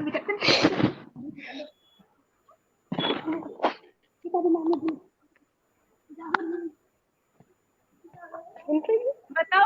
विदुष बैटल मंच ने इतनी सारी लड़कियों की प्रॉब्लम की बात की है। ये वाली प्रॉब्लम पे हमने कभी बात ही करनी रह गई कि लड़कियां जब 3-4 इकट्ठी होती हैं तो उनके लिए हंसी रोकनी बड़ी मुश्किल होती है। अब एक दूसरे को देख के हंसी रोके तो कुछ बोले। प्रिया, घूमने भी गए हो कभी उसमें चामी क्लब? एक तो हेलो हल्द्वानी से भी आप लोगों ने बात की है ना, और आप लोग घूमने भी जाते हो, भ्रमण टूर रखते हैं, आपके शिक्षा टूर लगते हैं, तो उसमें से कहीं घूमने गए हो तो उसका अनुभव बताओ तो थोड़ा। नगर गए, हमने सुरंग देखा। हम अभी तक 3 जगह घूमने चले गए हैं। एक तो हम वहाँ मुंडेश्वर गए, वो सांगुड़ा मंदिर में, और एक हम बांगाट है, वो शीला बांगाट, वहाँ हम गोल्डन कैंप घूमने गए, और तीसरा हम नगर घूमने गए। और सुरंग देखा। वहाँ हमने एक सुरंग देखी, सुरंग देखी, मंदिर और पॉली हाउस भी देखे। तो क्या फायदा होता है घूमने से? हमें घूमने से हम मतलब हम जितना पढ़ते हैं वो तो है, और हमें और भी नॉलेज मिलती है उससे। नॉलेज मिलती है। हाँ, सुजल आप स्क्रीन में बने रहेंगे, जाएंगे नहीं आप। हाँ, नॉलेज मिलती है ना। और क्या सबको, आपको जो चामी क्लब में या आप वैसे भी जो भी एक्टिविटी करते हो, आपको सबसे अच्छा क्या करना लगता है? सबसे अच्छा हमें कंप्यूटर सीखना लगता है, किताबें पढ़ना। तो आपकी बेस्ट किताब कौन सी है? कथा नीलगढ़। हाँ, नीलकंठ। नीलकंठ क्या किताब का नाम बताया? क्या कथा नीलगढ़ रोचक कहानियां। अच्छा तो बताओ तो नीलकंठ रोचक कहानी के बारे में कोई बताओ। बताओ कुछ। उसमें एक एक से कहानियां रहती है। हाँ जो कथा नीलगढ़ है उसमें एक एक से कहानियां रहती है। अच्छा किसने लिखी है वो? वो उन्होंने क्या अनंत गंगोला। अच्छा अच्छा अब मेरे को ना ये बताओ कि तुम तीनों को हंसी क्यों आ रही है इतनी? सुजल इसके बाद हम आपसे बात करेंगे। इतनी हंसी क्यों आ रही है हमें भी बताओ, हम भी हंसेंगे। हैं? अच्छा लग रहा है हमें आपको हंसते हुए देख के? हम टोक नहीं रहे, हम पूछ रहे हैं। अच्छा लग रहा है हमें तो एकदम। श्रेया, जी प्रिया और दिव्या। दिव्या दिव्या से बात करते हैं एक मिनट। दिव्या आपको क्या करना सबसे अच्छा लगता है? आवाज तो आ रही है। ये रुकियो के लिए किताबें पढ़ना और सोना। किताबें पढ़ना और सोना। अच्छा जी तो सोने में तो आप सो जाती हो, तो आपको कैसे पता चलता है कि आपको सोना अच्छा लग रहा है? आप तो सो जाती हो। सोना नहीं खेलना बोला। खेलना मैंने अच्छा क्या खेलती हो आप? कुछ भी। आप आप रिंकी बिस्ट जी की बेटी हो? जी नहीं। नहीं ना? क्या बोल रही है ये खुद ही बताएगी। हाँ बड़ा नहीं ना? बेटे कर दिया। बोले हाँ बोल दी।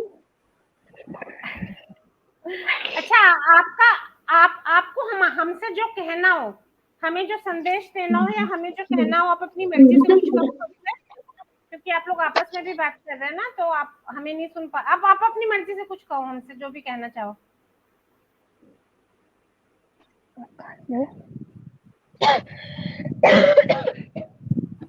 अच्छा ये बताओ आप लोग शैतान हो? कहाँ से हो? कहाँ से हो? हम बोल कहाँ रहे से? हो? कहाँ? हाँ दिल्ली। पहले उसका जवाब दो फिर आप पूछो। भाभी जी पहले जवाब दे दो, पूछना आप कहाँ से हो। थोड़े हाँ थोड़े। हम दिल्ली से हैं। दिल्ली से हैं बेटे, हम दिल्ली से हैं। हम टीचर्स हैं, बच्चों को पढ़ाते हैं। दिल्ली अब से आप अब बोल मैं रहे हैं। हाँ हाँ हाँ दिल्ली से बोल रहे हैं। हम हैं उत्तराखंड के। हाँ और हम तक गढ़वाली भी आंच। जी अच्छा ये बताओ कि आप लोग शैतान हो? अच्छा बताओ। थोड़ा थोड़ा। थोड़ा थोड़ा। अच्छा आपको शैतानी के लिए घर में डांट पड़ती है? जी है शैतान। हाँ हाँ डांट। हाँ, किस बात के लिए, किस बात की शैतानी के लिए डांट पड़ती है? पढ़ाई नहीं करते हो या किस बात के लिए? या काम नहीं करते हो या हंसते रहते हो? किस बात के लिए डांट पड़ती है? हंसते रहते हैं। अच्छा अच्छा अब हम सुजल से थोड़ी देर बात करते हैं। आप लोग भी रहो स्क्रीन में, फिर से बात करेंगे। थोड़ी सी बात सुजल से करते हैं।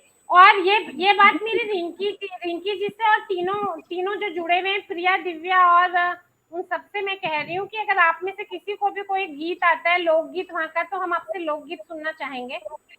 तो कोई भी अगर गा सकता है तो। अभी सुजल फिर से डिस्कनेक्ट हो गए हैं, तो आप कोई गाना सुना सकती हैं हमें? हाँ जी प्रिया नाम है प्रिया ना? सुनाइए आप मुझे तीनों। वाला कोई हमें। रिक्की जी आप हेल्प करो तो सुनवाते में। अरे जी जी मैम। ये ना ना आ हाँ रही है। हाँ हाँ एक गाना सुना दो। आप में से कोई सुनाएगा? आपके पास तो इतनी जगह है कि डांस भी दिखा सकते हो, पर गाना सुना दो। गाना सुना सकते हो कोई? मैं झूठी गढ़वाली। गढ़वाली अभी सोच के तब सुना देंगे थोड़ी देर में। अरे पर अभी तो रिंकी जी भी चली गई, तो कोई एक जना गाना सोचो, बाकी जने फिर हमसे बात करो। अभी तो रिंकी जी भी चली गई हैं। तो आपने हमें फेवरेट किताब तो तीनों ने एक ही बता दी, नीलकंठ सबकी तीनों की एक थोड़ी ना होगी। आप लोग भी बताओ। मैंने नहीं पढ़ी है ज्यादा बुक। अच्छा आपको क्या करना पसंद है सबसे ज्यादा? मुझे गेम खेलना और कंप्यूटर सीखना। और आप क्या करना चाहते हो बड़े होके? बड़े हो तो मैं डॉक्टर बनना चाहती हूँ। डॉक्टर बनना चाहते हो? जी अच्छा तो आपका रूटीन क्या रहता है आजकल? थोड़ा रूटीन तो बताओ अपना जरा। गाना सुनाओगे आप? सोच लिया आपने कि सोचना है अभी? सोचा नहीं अभी सोची है। तो रिंकी जी आप शुरू कीजिएगा, तब तक ये लोग सोच के रखेंगे। तो आप क्या रूटीन रहता है आपका? जी मैम, क्या रूटीन रहता है आपका? आवाज नहीं आ रही? रूटीन मैम, मेरा रूटीन, मैं सुबह उठती हूँ। हाँ श्रिया का हाँ, बहुत ठीक है, आप बताइए। वो सोच रहे हैं वैसे भी। हाँ हाँ रिंकी जी, मैंने को आपसे भी पूछना ही था। हाँ जी, मैं सुबह उठती हूँ, गाय बकरियों में घास वगैरह डालकर, रोटी वगैरह बनाकर बच्चों को स्कूल भेजने के बाद, और झाड़ू पोछा करके फिर घास वगैरह के लिए जाना, और दोपहर में खाना वगैरह बनाना, फिर थोड़ा 5-10 मिनट आराम करना, उसके बाद घर का जो काम रह गया उसे पूरा करना, फिर शाम को पानी वगैरह में, पानी भरने भी थोड़ा दूर जाना पड़ता है, वहां पर भी गर्मियों के टाइम में कम पानी आता है, तो वहां से पानी वगैरह लाना, फिर शाम को गाय बकरियां ले जाना, फिर उसके बाद आना, गाय का दूध वगैरह निकालना और रोटी वगैरह बनाना, फिर बच्चों को खिला पिला कर सो जाना। वो सो जाते हैं, उसके बाद मैं कभी टाइम लगे तो पढ़ाई कर लेती हूँ, अगर थोड़ा लिखने का मन करे तो थोड़ा लिख लेती हूँ। बचपन में लिखी है मैम मैंने एक कविता, हाँ, बचपन में कविता लिखी है। रिंकी जी 1 मिनट दीजिए, सुजल फिर गायब हो जाते हैं। 1 मिनट जल्दी से सुजल से थोड़ी बात करके फिर आप तक आते हैं, क्योंकि ये लोग गायब हो जाते हैं फिर। सुजल कुछ जी। बताइए अपने बारे में। मेरे को ना पौड़ी गढ़वाल तो आना है, इसको सुजल को पता है किस लिए आना है, लिखा है मैंने मैसेज में। मैसेज दिख रहा है किसी को प्राइवेट चैट का, पढ़ दो तो। हाँ हाँ सुजल, सुजल कुछ बताएंगे अपने बारे में? आपका माइक ऑफ है। आपने ऑफ किया हुआ है, आपको ही ऑन करना होगा। हाँ जी सुजल बताइए, आप क्या कर रहे हैं? माइक आप ही को ऑफ ऑन करना है, क्योंकि आप ही ने ऑफ किया हुआ है। जी रिंकी जी आप चेहरा नहीं बताइए। दिखा हाँ? जी, चेहरा नहीं दिखा रहा, शायद मुझे फोन में खराबी आ गई। आ गया आगे हाँ सुजल, सुजल आप अपने बारे में कुछ बताइए। आप क्या करते हैं, कहाँ रहते हैं, क्या पढ़ रहे हैं? हाँ जी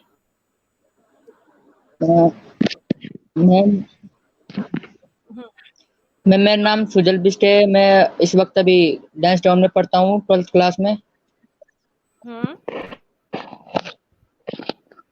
और क्या करते हैं पढ़ने के अलावा?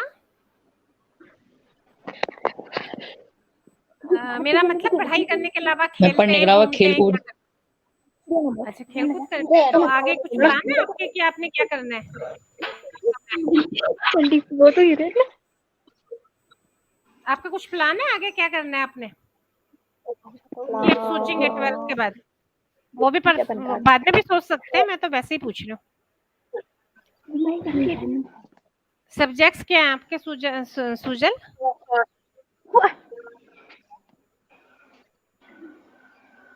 माइक इनका ऑफ कर देते हैं, ये कुछ गड़बड़ है। माइक ऑफ कर देते हो आप ना बीच में, मैंने नहीं किया, आपका खुद ही ऑफ है।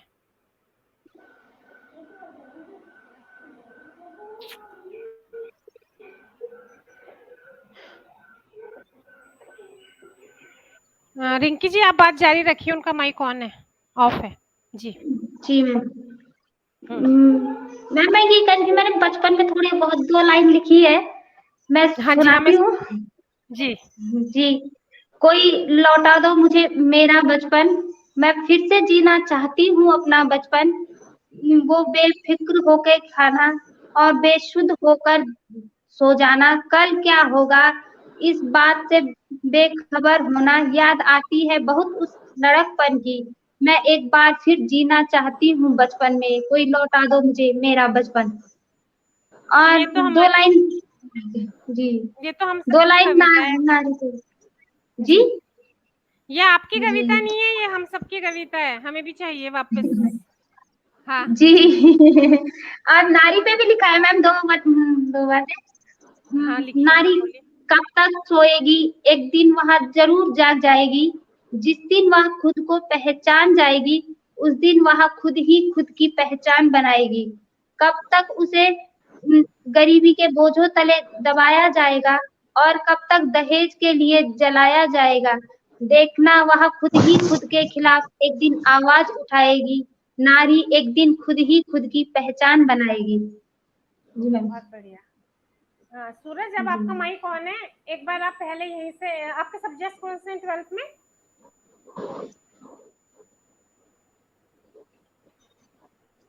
सूरज आपके सब्जेक्ट कौन से हैं? आप लोगों ने गाना सोच लिया? दिव्या, प्रिया और तीसरी क्या थी? श्रेया। दिव्या, प्रिया, श्रेया। हाँ दिव्या, प्रिया, श्रेया, आप लोगों ने गाना सोच लिया? जल्दी से गाना सुना दो तो गढ़वाली। और सूरज आप अपने बारे में कुछ बताइए या अपनी मम्मी के बारे में बताइए। वो इतना संघर्ष कर रही है तो आपको कैसा लगता है?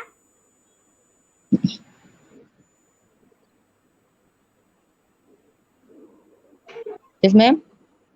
आपकी मम्मी इतना संघर्ष कर रही है, आपको कैसा लगता है? आप कुछ उनके बारे में बताइए। आप सुजल ही है ना? हाँ यस मैम। मैम दिव्या का रेडी है गाना। मैं चाहता हूँ कि एक मिनट। मैं बड़े होकर अपने मम्मी पापा को बहुत खुश रखूं। हाँ जी। और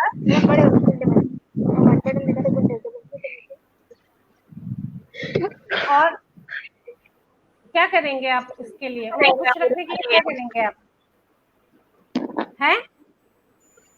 देखो एक तो मैं हेलो। सुजल आपको बताऊं, मेरे को एक, हाँ बोलो। मैं चाहता हूँ बोलो, बड़े बोलो। होकर मैं कुछ अच्छा आर्मी में कुछ। हाँ आपका ना माइक में आप मतलब अपनी बात पूरी करना कि आपको क्या पता है कि वो कैसे खुश रहेंगे। एक बात तो मुझे भी पता है वो कैसे खुश होंगे। एक बात तो मेरे को ये पता है कि वो नहीं चाहेंगे कि आप लोग बड़े होके ऐसी कविताएं लिखो कि मुझे फिर से मेरा बचपन लौटा दो। तो वो ये भी चाहेंगे कि तुम लोग अपना बचपन भरपूर जियो, उसके बाद फिर कुछ बनो भी साथ में, है ना? तो एक तो वो ये Yes, ma'am. चाहेंगे, ये मेरे को समझ आ गया। तो और दूसरा बताओ क्या करेंगे आप इसके लिए, उनको Yes, खुश ma'am. रखने के लिए क्या करना चाहते हैं आप उनके लिए? बोलिए, जो करना चाहते हैं उसके लिए आपको अभी क्या करना पड़ेगा, अभी वर्तमान में? मैं वो जो चीज चाहते हैं मैं उनको ला के दूंगा। नहीं नहीं, वो तो आप बड़े होके लाके देंगे जब नौकरी लग जाएगी। अभी आप वर्तमान में क्या करेंगे कि जिससे मैम। आप वो कर सकते? हाँ जी। Yes ma'am. वर्तमान में आपको क्या करना पड़ेगा जिससे वो उनको खुशी महसूस हो वर्तमान में, एट प्रेजेंट, इस समय? नहीं आवाज नहीं आ आप रही इस आपकी बात, साहब। हाँ तो वो कुछ नेटवर्क, ठीक है फिर आप थोड़ी देर वेट कीजिए। जी हाँ दिव्या, प्रिया, श्रेया जल्दी से मैम कुछ अच्छे सुना से दो पढ़ाई तो। करूंगा। हाँ हाँ बिल्कुल बिल्कुल, एक मिनट इनकी बात पूरी होने दो। इतने अच्छे से पढ़ाई करोगे और खुश रखोगे ना खुद को, यही तो ना। सुजल से बात हो नहीं पा रही है। प्रिया माइक माइक अनम्यूट करो आप लोग। श्रेया माइक अनम्यूट करो अपना। हाँ हो गया, अब गाओ। अब एक गाना सुना दो तो। मैम दिव्या का गाना रेडी है। हाँ गाओ। दिव्या उनकी तो हंसी ही नहीं रुक रही है। दिव्या गाना गा दो तो। जी मैम, गा रही हूँ। हाँ मैम वो चल आ गई दिव्या लो। हाँ दिव्या गाना गा दो तो। मैम पोयम भी सुना सकते हैं हम? गाने गढ़वाली गाना सुनने का मन है, अगर गढ़वाली गाना सुना सकते हो तो पहले वो सुनाओ। मैम गढ़वाली गाना मुझे नहीं आता, नहीं आता मैडम। हाँ दिव्या आप सुना दो। मैडम जी मेरे को गढ़वाली गाना नहीं आता। तो जो आता है वो सुना दो, जो आता है वो सुना दो। कुछ नहीं आता पोयम। हाँ चलो ठीक है, पोएम सुना दो। जी फिर सुनाओगी, फिर मैं नहीं फिर मैं सुना देना, सुनाएगी।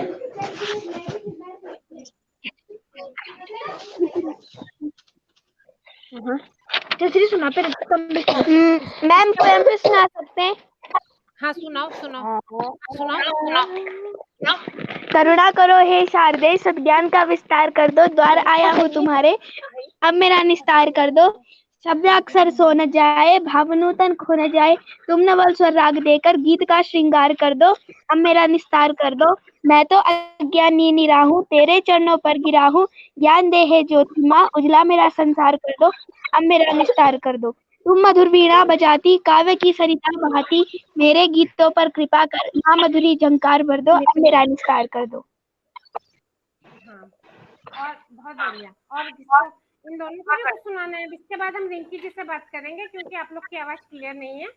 तो एक बार दिव्या को ये तो श्रेया थी ना, दिव्या और प्रिया को कुछ कहना है या कुछ सुनाना है तो आ जाए, नहीं तो फिर अब हम रिंकी जी से बात करेंगे। आपको सुना रही है मैं दिव्या? दिव्या सुनना चाहती हूँ मैम, शर्मा रही है ये। लो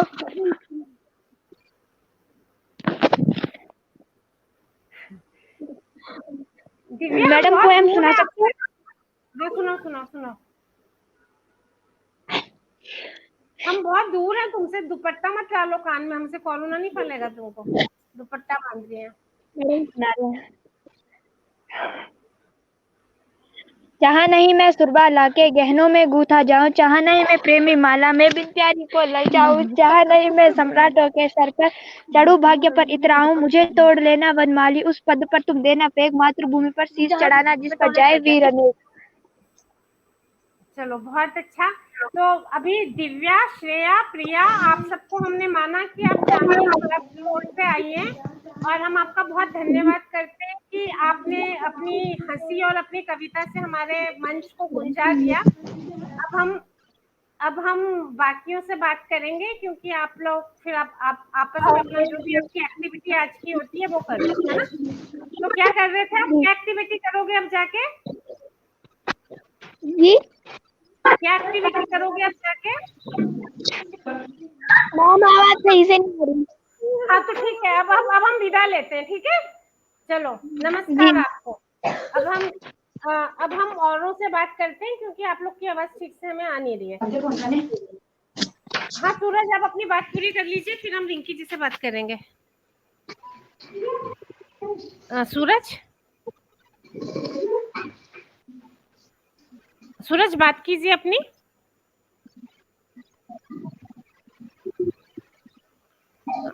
सूरज भी नहीं है। हाँ रिंकी जी, हाँ जी। आप हमें एक लोकगीतों के बारे में, हमने सुना है कि आप लोग स्त्रियों के साथ मिलके आप लोकगीतों के संरक्षण का काम भी कर रही हैं और आपने जी कुछ लोकगीतों का संकलन भी किया है, तो वो जी अभी वैसे ही संकलित है या किताब के रूप में भी छप चुका है? नहीं मैम, वैसे ही है। अभी तो किताब वगैरह तो नहीं छपी है, पर वैसे ही है थोड़ा बहुत। हम ही लोग ऐसे ही गाते हैं, कोई पुराने लोग हैं वो हमें पुराने गीत सुनाते हैं, कोई यूट्यूब वगैरह में से देखकर गा लेते हैं। ऐसे ही चलता है बस। आप हमें उनमें से सुना सकती हैं कुछ? मैम हाँ, एक दो है। एक नेगी जी का ही है, वो आई पंचमी माऊ की, वही सुना दूं? जी। जी। आई पंचमी माऊ की, बाटी हरियाली जौ की, आयो मैं नाचे को, बाटू बतेगे मैं तको, मैं तवाली मैं जाली, नीरी में तोल्या रोलिया खुली, नीरुण पापुनी सोरनी, कुई नीच तेरो आपनी, आई पंचमी माऊ की, बाटी हरियाली जाऊ की। वाह, बहुत आपकी आवाज तो बहुत बहुत सुरीली है, आपका ये टैलेंट भी पता लगा। थोड़ा सा ऐसी मैं जानना चाह रही, इसका थोड़ा सा मतलब बताएंगे? जी मैम, ये उन लोगों के लिए जैसे ससुराल से मायके जाते हैं लोग, तो पंचमी के महीने में बोलते हैं कि पंचमी के दिन मायके जाना है, तो ऐसा ही है। तो कोई मतलब ये लगाइए कि कोई औरत ये बोल रही है कि पंचमी का महीना आ गया है, पंचमी का दिन आ गया है, और मुझे जैसे उस दिन पंचमी के दिन हरियाली बांटी जाती है ना, जौ वगैरह की, जिसे लोग गोबर के साथ देहलियों पे लगाया जाता है। हाँ, तो वही है कि एक औरत बोल रही है कि पंचमी आ गई है और हरियाली बांटी जा रही है और चैत का महीना आ गया है जिसमें मुझे उस मायके की याद आ गई है।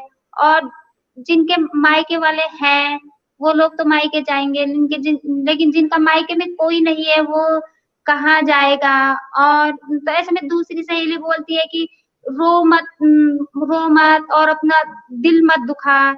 और क्या बोलते हैं काका बोड़ा ऐसे मतलब चचा बुआड़ों में रू नीचा। और मतलब अपना मन खोना नहीं है। और मतलब रोना है तो पापा के पास ही रोना है। और खैरी विपता मतलब जो वो होते हैं दुख वगैरह है उसे माँ के पास लगाना चाहिए या किसी के पास नहीं लगाना चाहिए। लोग हंसी मजाक उड़ाते हैं, बस यही है। जी।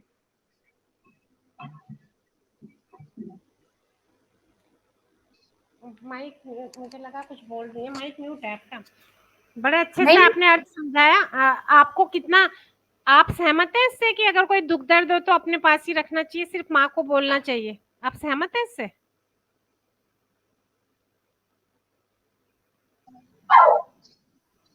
जी मैम, हाँ। अच्छा, ऐसा ही करना चाहिए। हाँ, तो अब मुझे ना थोड़ा सा अब हम वाइंड अप करेंगे बस 3-4 मिनट में। तो जी डॉक्टर कामिनी रावत जी, अगर आपको कुछ पूछना है तो पूछिए, और फिर उसके बाद मैं वाइंड अप ही करूंगी जी। आपका इनका, माइक। हाँ हाँ, हाँ, ये इनके बारे में जो पढ़ा था तो ये कहीं रीजनल रिपोर्टर में भी इनका कोई आत्मसंस्मरण प्रकाशित हुआ था, उसके बारे में कुछ जी बताएंगे थोड़ा? हाँ। जी मैम, हाँ उसमें यही है, मैंने अपने ही बारे में लिखा था कि मेरा बचपन कैसे बीता, मेरे भाई बहन कैसे थे, माँ ने कैसे करके हमें पाल पोस कर बड़ा किया, और पापा कैसे थे। जब पापा मतलब उनका कोई पता नहीं था, पापा 4-5 साल से घर आए नहीं थे, तो माँ के साथ गांव के लोगों ने क्या व्यवहार किया। और अपने ही रिश्तेदारों ने हमसे नाता तोड़ दिया था, कोई हमारे साथ नहीं था, कोई मदद नहीं करता था। माँ ऐसी थी कि मतलब अकेले ही पूरे परिवार का भरण पोषण करती थी। पापा तो उनका कोई पता ही नहीं था, तो जब त्योहार वगैरह आते थे ना तो सबके पापा घर आते थे, तो हम भी देखते थे कि पापा आए होंगे शायद। तो ऐसा कुछ होता नहीं था, हम हर बार इंतजार करते थे पर पापा आते नहीं थे। यही सब लिखा है कि मैंने कैसे क्या किया।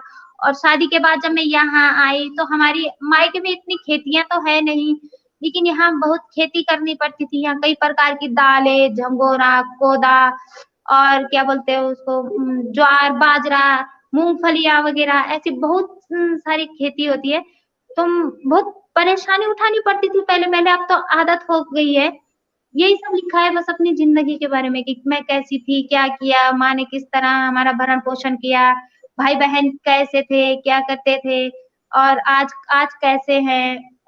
यही सब है। जब भाई का हाथ कट गया, छोटे भाई का, तो माँ को कैसे उसके साथ रहना पड़ा, क्या करना पड़ा, घर छोड़ना पड़ा, यही सब लिखा है बस। आज कैसे, आज क्या स्थिति है सबकी? आज क्या करते हैं सब लोग आपके घर में? मैम वही स्थिति है, बड़ा भाई उसके घुटने में चोट लगी थी तो उसके पैर में रोड लगी है, वो भी थोड़ा बहुत प्राइवेट नौकरी करता है, दिल्ली में ही है। और छोटा भाई है तो उसका यहाँ से हाथ नहीं है तो घर में ही रहता है। क्या हो गया और था? मैम वो घर की स्थिति देखकर 18 ही साल में नौकरी करने चला गया था, लेकिन वहाँ मशीन के अंदर ना उसका हाथ आ गया था, तो तो फिर उससे वहां से उसका हाथ कट गया। जी फिर भरपाई नहीं की? मैम, हाँ उसे वहां से 2-2.5 हजार रुपए शायद सैलरी दे, वो पेंशन देते हैं बस। कोई कोई नहीं था उस वक्त हमारे साथ लड़ने के लिए कि क्या करना है क्या नहीं करना है। माँ इतनी पढ़ी लिखी तो है नहीं ना, दुनियादारी के बारे में इतना जानती थी। पर माँ क्या करती है अभी? माँ करती है का मतलब माँ आपके बारे में आपको सपोर्ट करती है अभी? मतलब माँ, जी मतलब मैं आपको ऐसा देख के उन्हें कैसे मैं लगता है? मेरा मतलब आपको ऐसा देख के उन्हें कैसे लगता है पढ़ना लिखना, ये पूछना चाह रही हूँ जी। मैम मुझे दुख होता है, हर बार निराश होना पड़ता है कि मैं उनकी अभी तक कोई मदद नहीं कर पाती हूँ। और मैं सोचती थी कि शायद मैं कुछ बन जाऊं, कुछ करूं तो भाई बहन और माँ के मदद करूं या उनको हेल्प हेल्प करूं कि उनके बच्चे भी आगे बढ़े, कुछ करे, और माँ भी थोड़ा आराम से जिंदगी, लेकिन ऐसा कुछ हो नहीं पाता है। छोटा भाई घर में, उसके बच्चे भी घर में ही रहते हैं, तो वही गाय वगैरह पाल रखी है, बकरियां वगैरह पाल रखी है, तो ऐसे ही जीवन निर्वाह करते हैं। वो पढ़ते नहीं है? छोटे हैं मैम, वही स्कूल में जाता है, सरकारी स्कूल, पर दूर है थोड़ा, झाड़ी से, गांव में कोई है नहीं, बस वही लोग हैं, एक दो परिवार रहते हैं, उसमें भी एक दो बुजुर्ग रहते हैं, तो वही है, उसी का बच्चा है, तो एक आदमी उन्हें भेजने के लिए, लेने के लिए जाता है, बस। दूर पड़ता है, जंगल के रास्ते से जाना पड़ता है। जी। एक बात मुझे बताइए कि जैसे आपने बताया, अपने घर की भी हालत पहले भी बताई थी जब आप छोटे थे, अभी आपके भाई के बच्चे छोटे हैं तो भी आप बता रही हैं। तो बहुत जी सारे लोग काम कर रहे हैं, जो भी काम कर सकता है सब काम कर रहे हैं, तभी जी भी खाने पीने पहनने को पूरा पड़ नहीं रहा है। तो मैं जी ये जानना चाह रही हूँ कि जो खास जगह है, ये पौड़ी गढ़वाल का जो एक गांव है, इस परिवेश का भी जी हाथ होगा ना इस बदहाली में। तो मैं ये जानना चाहती हूँ आपसे कि आपको क्या लगता है कि ये जो स्थिति है कि सब लोग काम करके भी स्थिति बेहतर नहीं हो पा रही, इसके पीछे क्या कारण है? मतलब क्या दिक्कत है वहाँ पे ऐसी जिसकी वजह से ये हो रहा है? जी। मैम, दिक्कत तो क्या है, वो ये है कि यहाँ जॉब वगैरह की वैसे कोई सुविधा नहीं है कि जिससे आदमी ये कर सके कि परिवार का पोषण, अपना पोषण कर सके, जॉब वगैरह कर सके, ऐसा तो कुछ नहीं। मनरेगा का काम है, उसमें जो दिहाड़ी आती है वो भी पता नहीं कितने काफी दिनों बाद आती है, जब आदमी को जरूरत हो उस वक्त तो नहीं आती, पर काम भी फिर बीच में कोरोना की वजह से काम रुक गया था, उसमें भी जीवन निर्वाह करना बहुत मुश्किल था।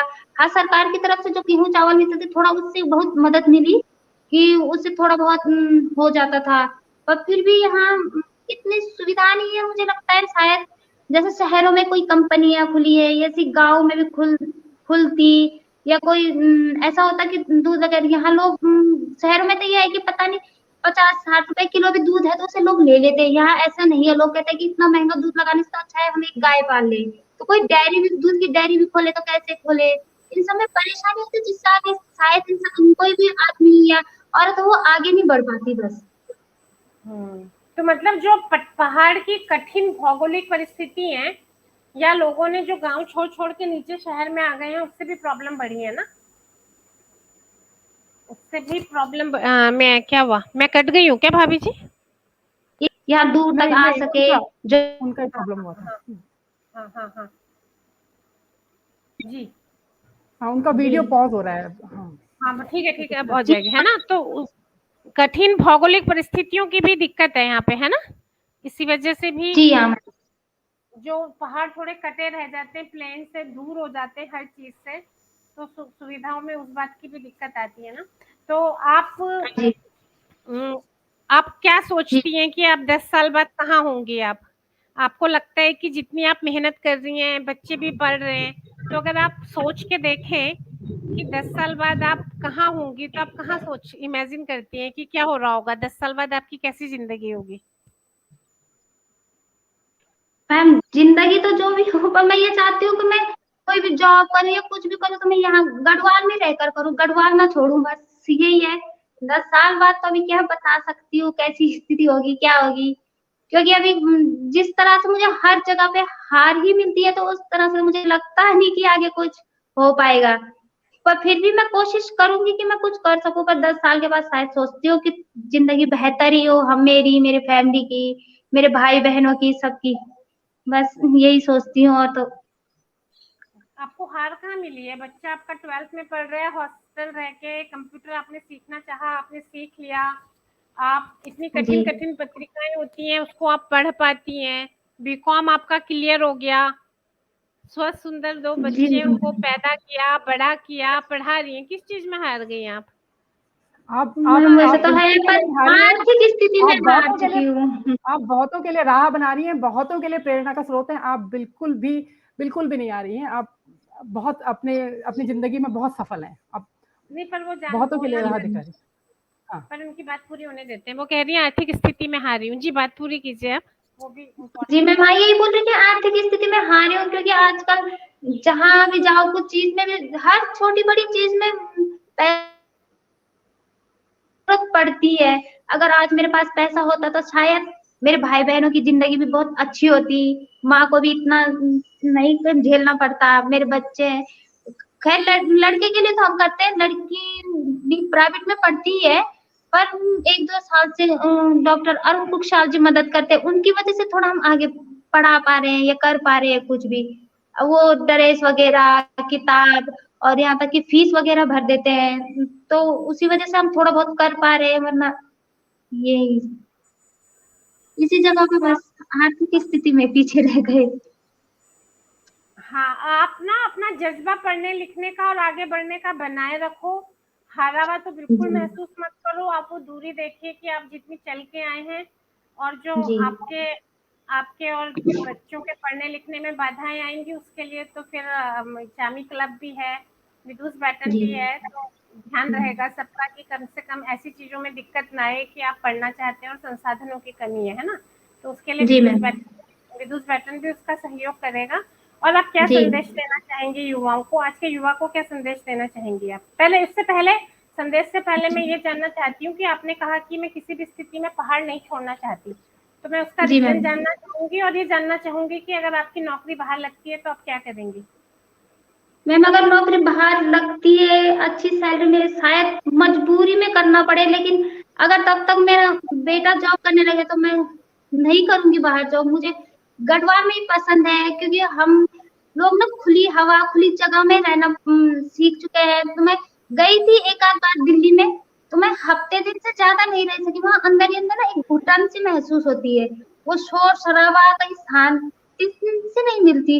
तो मैं नहीं चाहती कि मैं गढ़वाल से बाहर जाऊं। मैं चाहती हूँ कि जब कभी भी हो तो मैं यहाँ गढ़वाल से जॉब करूं और यहीं से सारी परिस्थितियों का सामना करूं, या यहीं रहकर मैं अपनी लाइफ को आगे बढ़ाऊं, या यहीं से मैं जो कुछ भी हो मुझसे मैं गढ़वाल में रहकर ही करना चाहती हूँ। बस गढ़वाल नहीं छोड़ना चाहती, क्योंकि मैं नहीं चाहती कि मैं शहरों की चकाचौंध में फिर से खो जाऊं।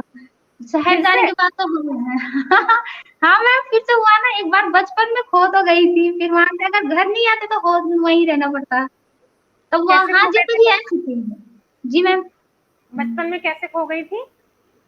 बचपन में वही मैम कि जब हम बचपन में छोटे थे अच्छी सी स्कूल देखी कि हाँ यही रहना है, घर देखे, रात को देखा कि लाइटें जली है, चारों तरफ उजाला हो रखा है।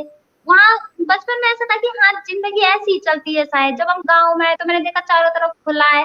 लॉकडाउन के समय देखा था मैंने, मैं मेरी बहन भाई दिल्ली में रहते, मैंने बात किया था, बोले थे दीदी घर के अंदर ही रहना पड़ता है, सब कुछ ऑनलाइन मंगाना पड़ता है, कहीं बाहर नहीं जाना पड़ता, मतलब एक घुटन सी महसूस चलती है।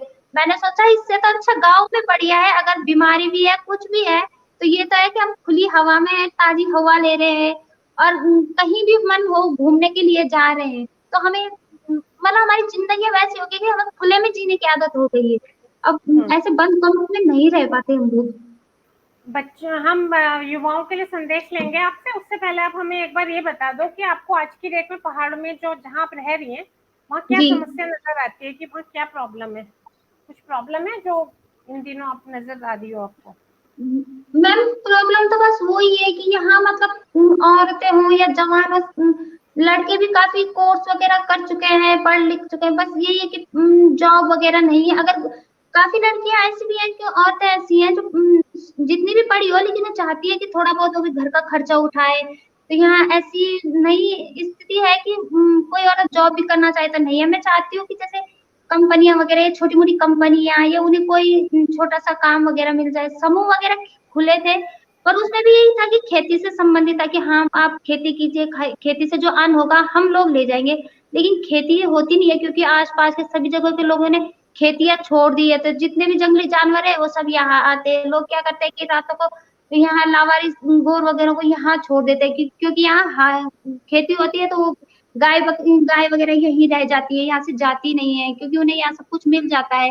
तो इससे परेशानी होती है। मतलब खेती से तो हम लोग मुझे नहीं लगता कि हमारी आर्थिक स्थिति खेतियों से सुधरेगी। हम कितनी भी मेहनत करते हैं, तो हम दोपहर में अगर बंदरों को भगाएं या उनसे देख रेख करें तो रात को सुअर आ जाते हैं।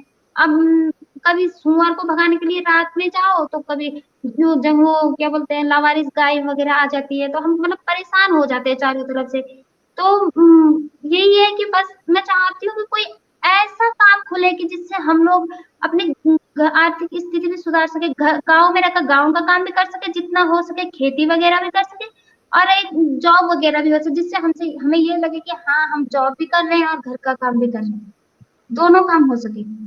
बहुत ही अच्छे से जो आदमी पहाड़ में रह रहा हो, रात दिन वहीं धंसा हुआ है, उसका पूरा दिलो दिमाग जिसे कहना चाहिए ना, वहाँ की मिट्टी में ही सांस लेता है। तो उनको बहुत अच्छे से वहाँ की सारी प्रॉब्लम समझ में आई, बहुत प्रामाणिक ढंग से उन्होंने बताई भी। और उत्तर प्रदेश का तो चुनाव में एक मुख्य मुद्दा था जंगली जानवर वाला।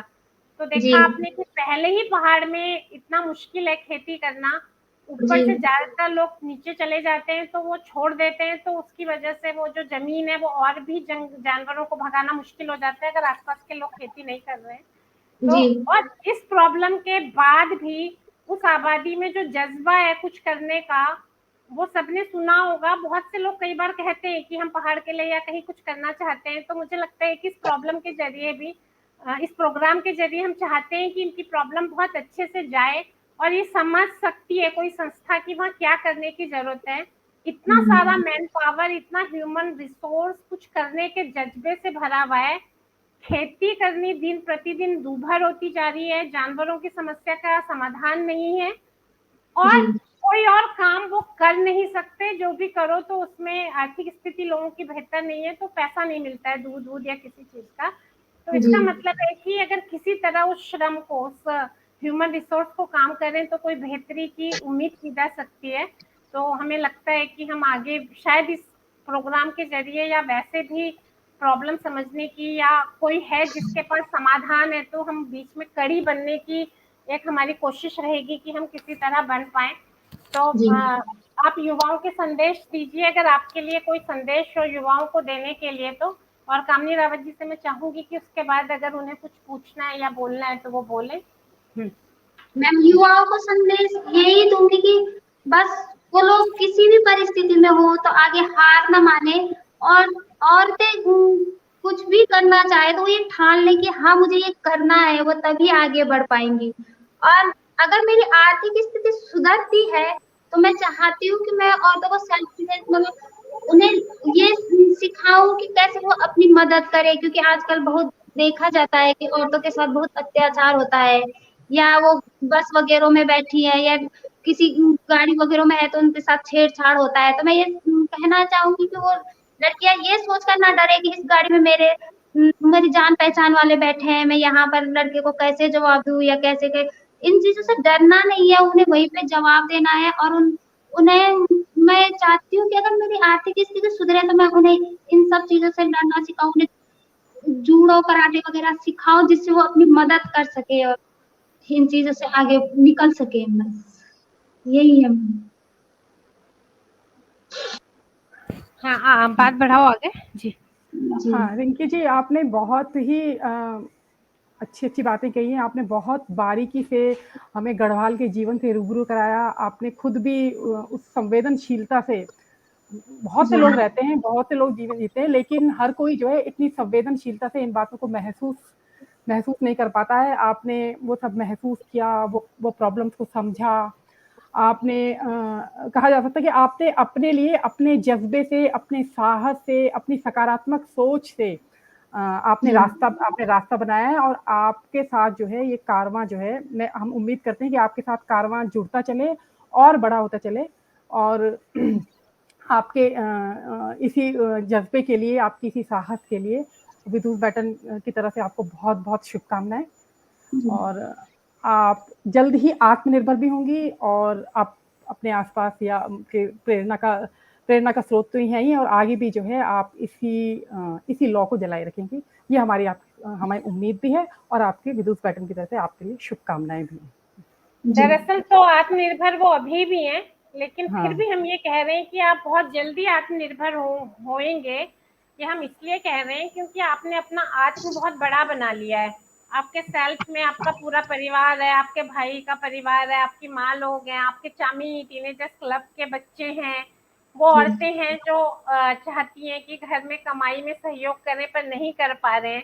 तो हम आत्मनिर्भर बोल रहे हैं, तो हम उन सबको शामिल करते हुए बोल रहे हैं कि जिसको आपने अपने सेल्फ का हिस्सा माना हुआ है। क्योंकि आप ये नहीं चाह रही हैं कि अकेले आप जॉब कर रहे हैं, आप चाह रही हैं कि पूरा ऐसा माहौल बने कि सब कर सके। तो कहा जाता है कि जो पहाड़ है वो औरतों के कंधों पे सवार है, औरतों के कंधों पे जीता है। तो एक ऐसे ही औरत से, एक ऐसी ही जीवट भरी जिजीवेशा से भरी एक ऐसी स्त्री से जिसके सामने बहुत बाधाएं आई, फिर भी वो संघर्ष करती भी रास्ते निकालती चल रही हैं। और बात अभी भी उन्होंने लड़कियों की आत्मनिर्भरता, जूडो कराटे सिखाने, या ना वो फिजिकल, मानसिक, आर्थिक, सामाजिक हर स्तर पर स्त्री को स्वतंत्र देखना चाहती हैं, और मनुष्य को ही, व्यक्ति को ही एक तरह से। तो ऐसी एक स्त्री से हमने बात की और हमने सोचा कि जो पहाड़ों की दिक्कत, मौसम की दिक्कत, आर्थिक दिक्कत, किसी भी दिक्कत से जो रास्ता नहीं बदलती, अपना रास्ता बनाती भी चलती है, तो विदुष बैटन ने भी आज उनके लिए एक राह अपनी बनाई, अपना रास्ता बदल के। हम हमेशा लाइव प्रोग्राम करते थे और हम आप सबके टिप्पणियों का इंतजार करते थे, लेकिन हम आज ऐसा नहीं किया, क्योंकि हमने सोचा आज हम रिंकी बिष्ट जी के ही शेड्यूल के हिसाब से चलेंगे। जो ये इतना सारा काम करती हैं, शाम के समय इनका बिगाड़ नहीं करेंगे। सुबह खाना खा के, पका के इन्होंने खिला दिया, तो हमने बात कर ली, अब ये दोबारा शाम के काम में लगेंगी, तो हमने सोचा हम इनका रूटीन नहीं बिगाड़ते हैं। और यहाँ पे 4 बजे ये प्रोग्राम लाइव ब्रॉडकास्ट तो होगा ही, लेकिन हम चूंकि डायरेक्ट आपकी टिप्पणियां प्रोग्राम में शामिल नहीं कर पा रहे होंगे, लेकिन हमारा कार्यक्रम आपकी टिप्पणियों के जरिए ही पूरा होता है। तो मैं चाहूंगी कि आप लोग इस प्रोग्राम को देखने के दौरान आपके मन में जो भी बातें उठती हैं वो लिखते रहिए। रिंकी जी भी बाद में पढ़ेंगी, हम तो पढ़ेंगे ही, और अगर कुछ सवाल उसमें ऐसे होंगे जो रिंकी जी से जवाब मांग रहे होंगे, तो हम रिंकी जी की 5, 7, 8 मिनट की एक वीडियो फिर से उसी क्वेश्चन के आंसर देते हुए बनाएंगे, और फिर उसको भी हम ब्रॉडकास्ट करेंगे। तो मैं चाहती हूँ कि आप इस कार्यक्रम को लाइव की तरह ही देखें।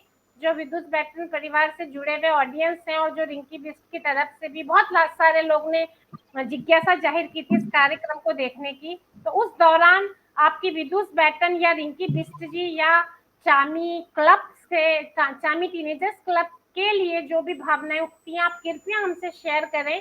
हम उसके आंसर जो मुझसे पूछे जाएंगे मैं टिप्पणियों में दूंगी, जो रिंकी जी से पूछे जाएंगे वो भी लिखित रूप में या वीडियो के रूप में, वो फिर से हम उसको पोस्ट करेंगे।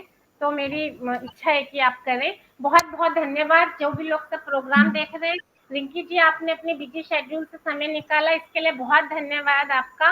और हम चाहते हैं कि इन्होंने जो समस्या गांव की बताई और अपनी बताई, और जो कोई यहाँ से हमसे जुड़ा हो जिसके पास कोई समाधान हो, तो अगर हम दोनों का लिंक कर सकें तो बहुत खुशी होगी हमें, और आपकी पढ़ाई की बाधाओं को दूर करने में विदुष बैटन का भी पूरा सहयोग रहेगा। धन्यवाद। धन्यवाद। फिर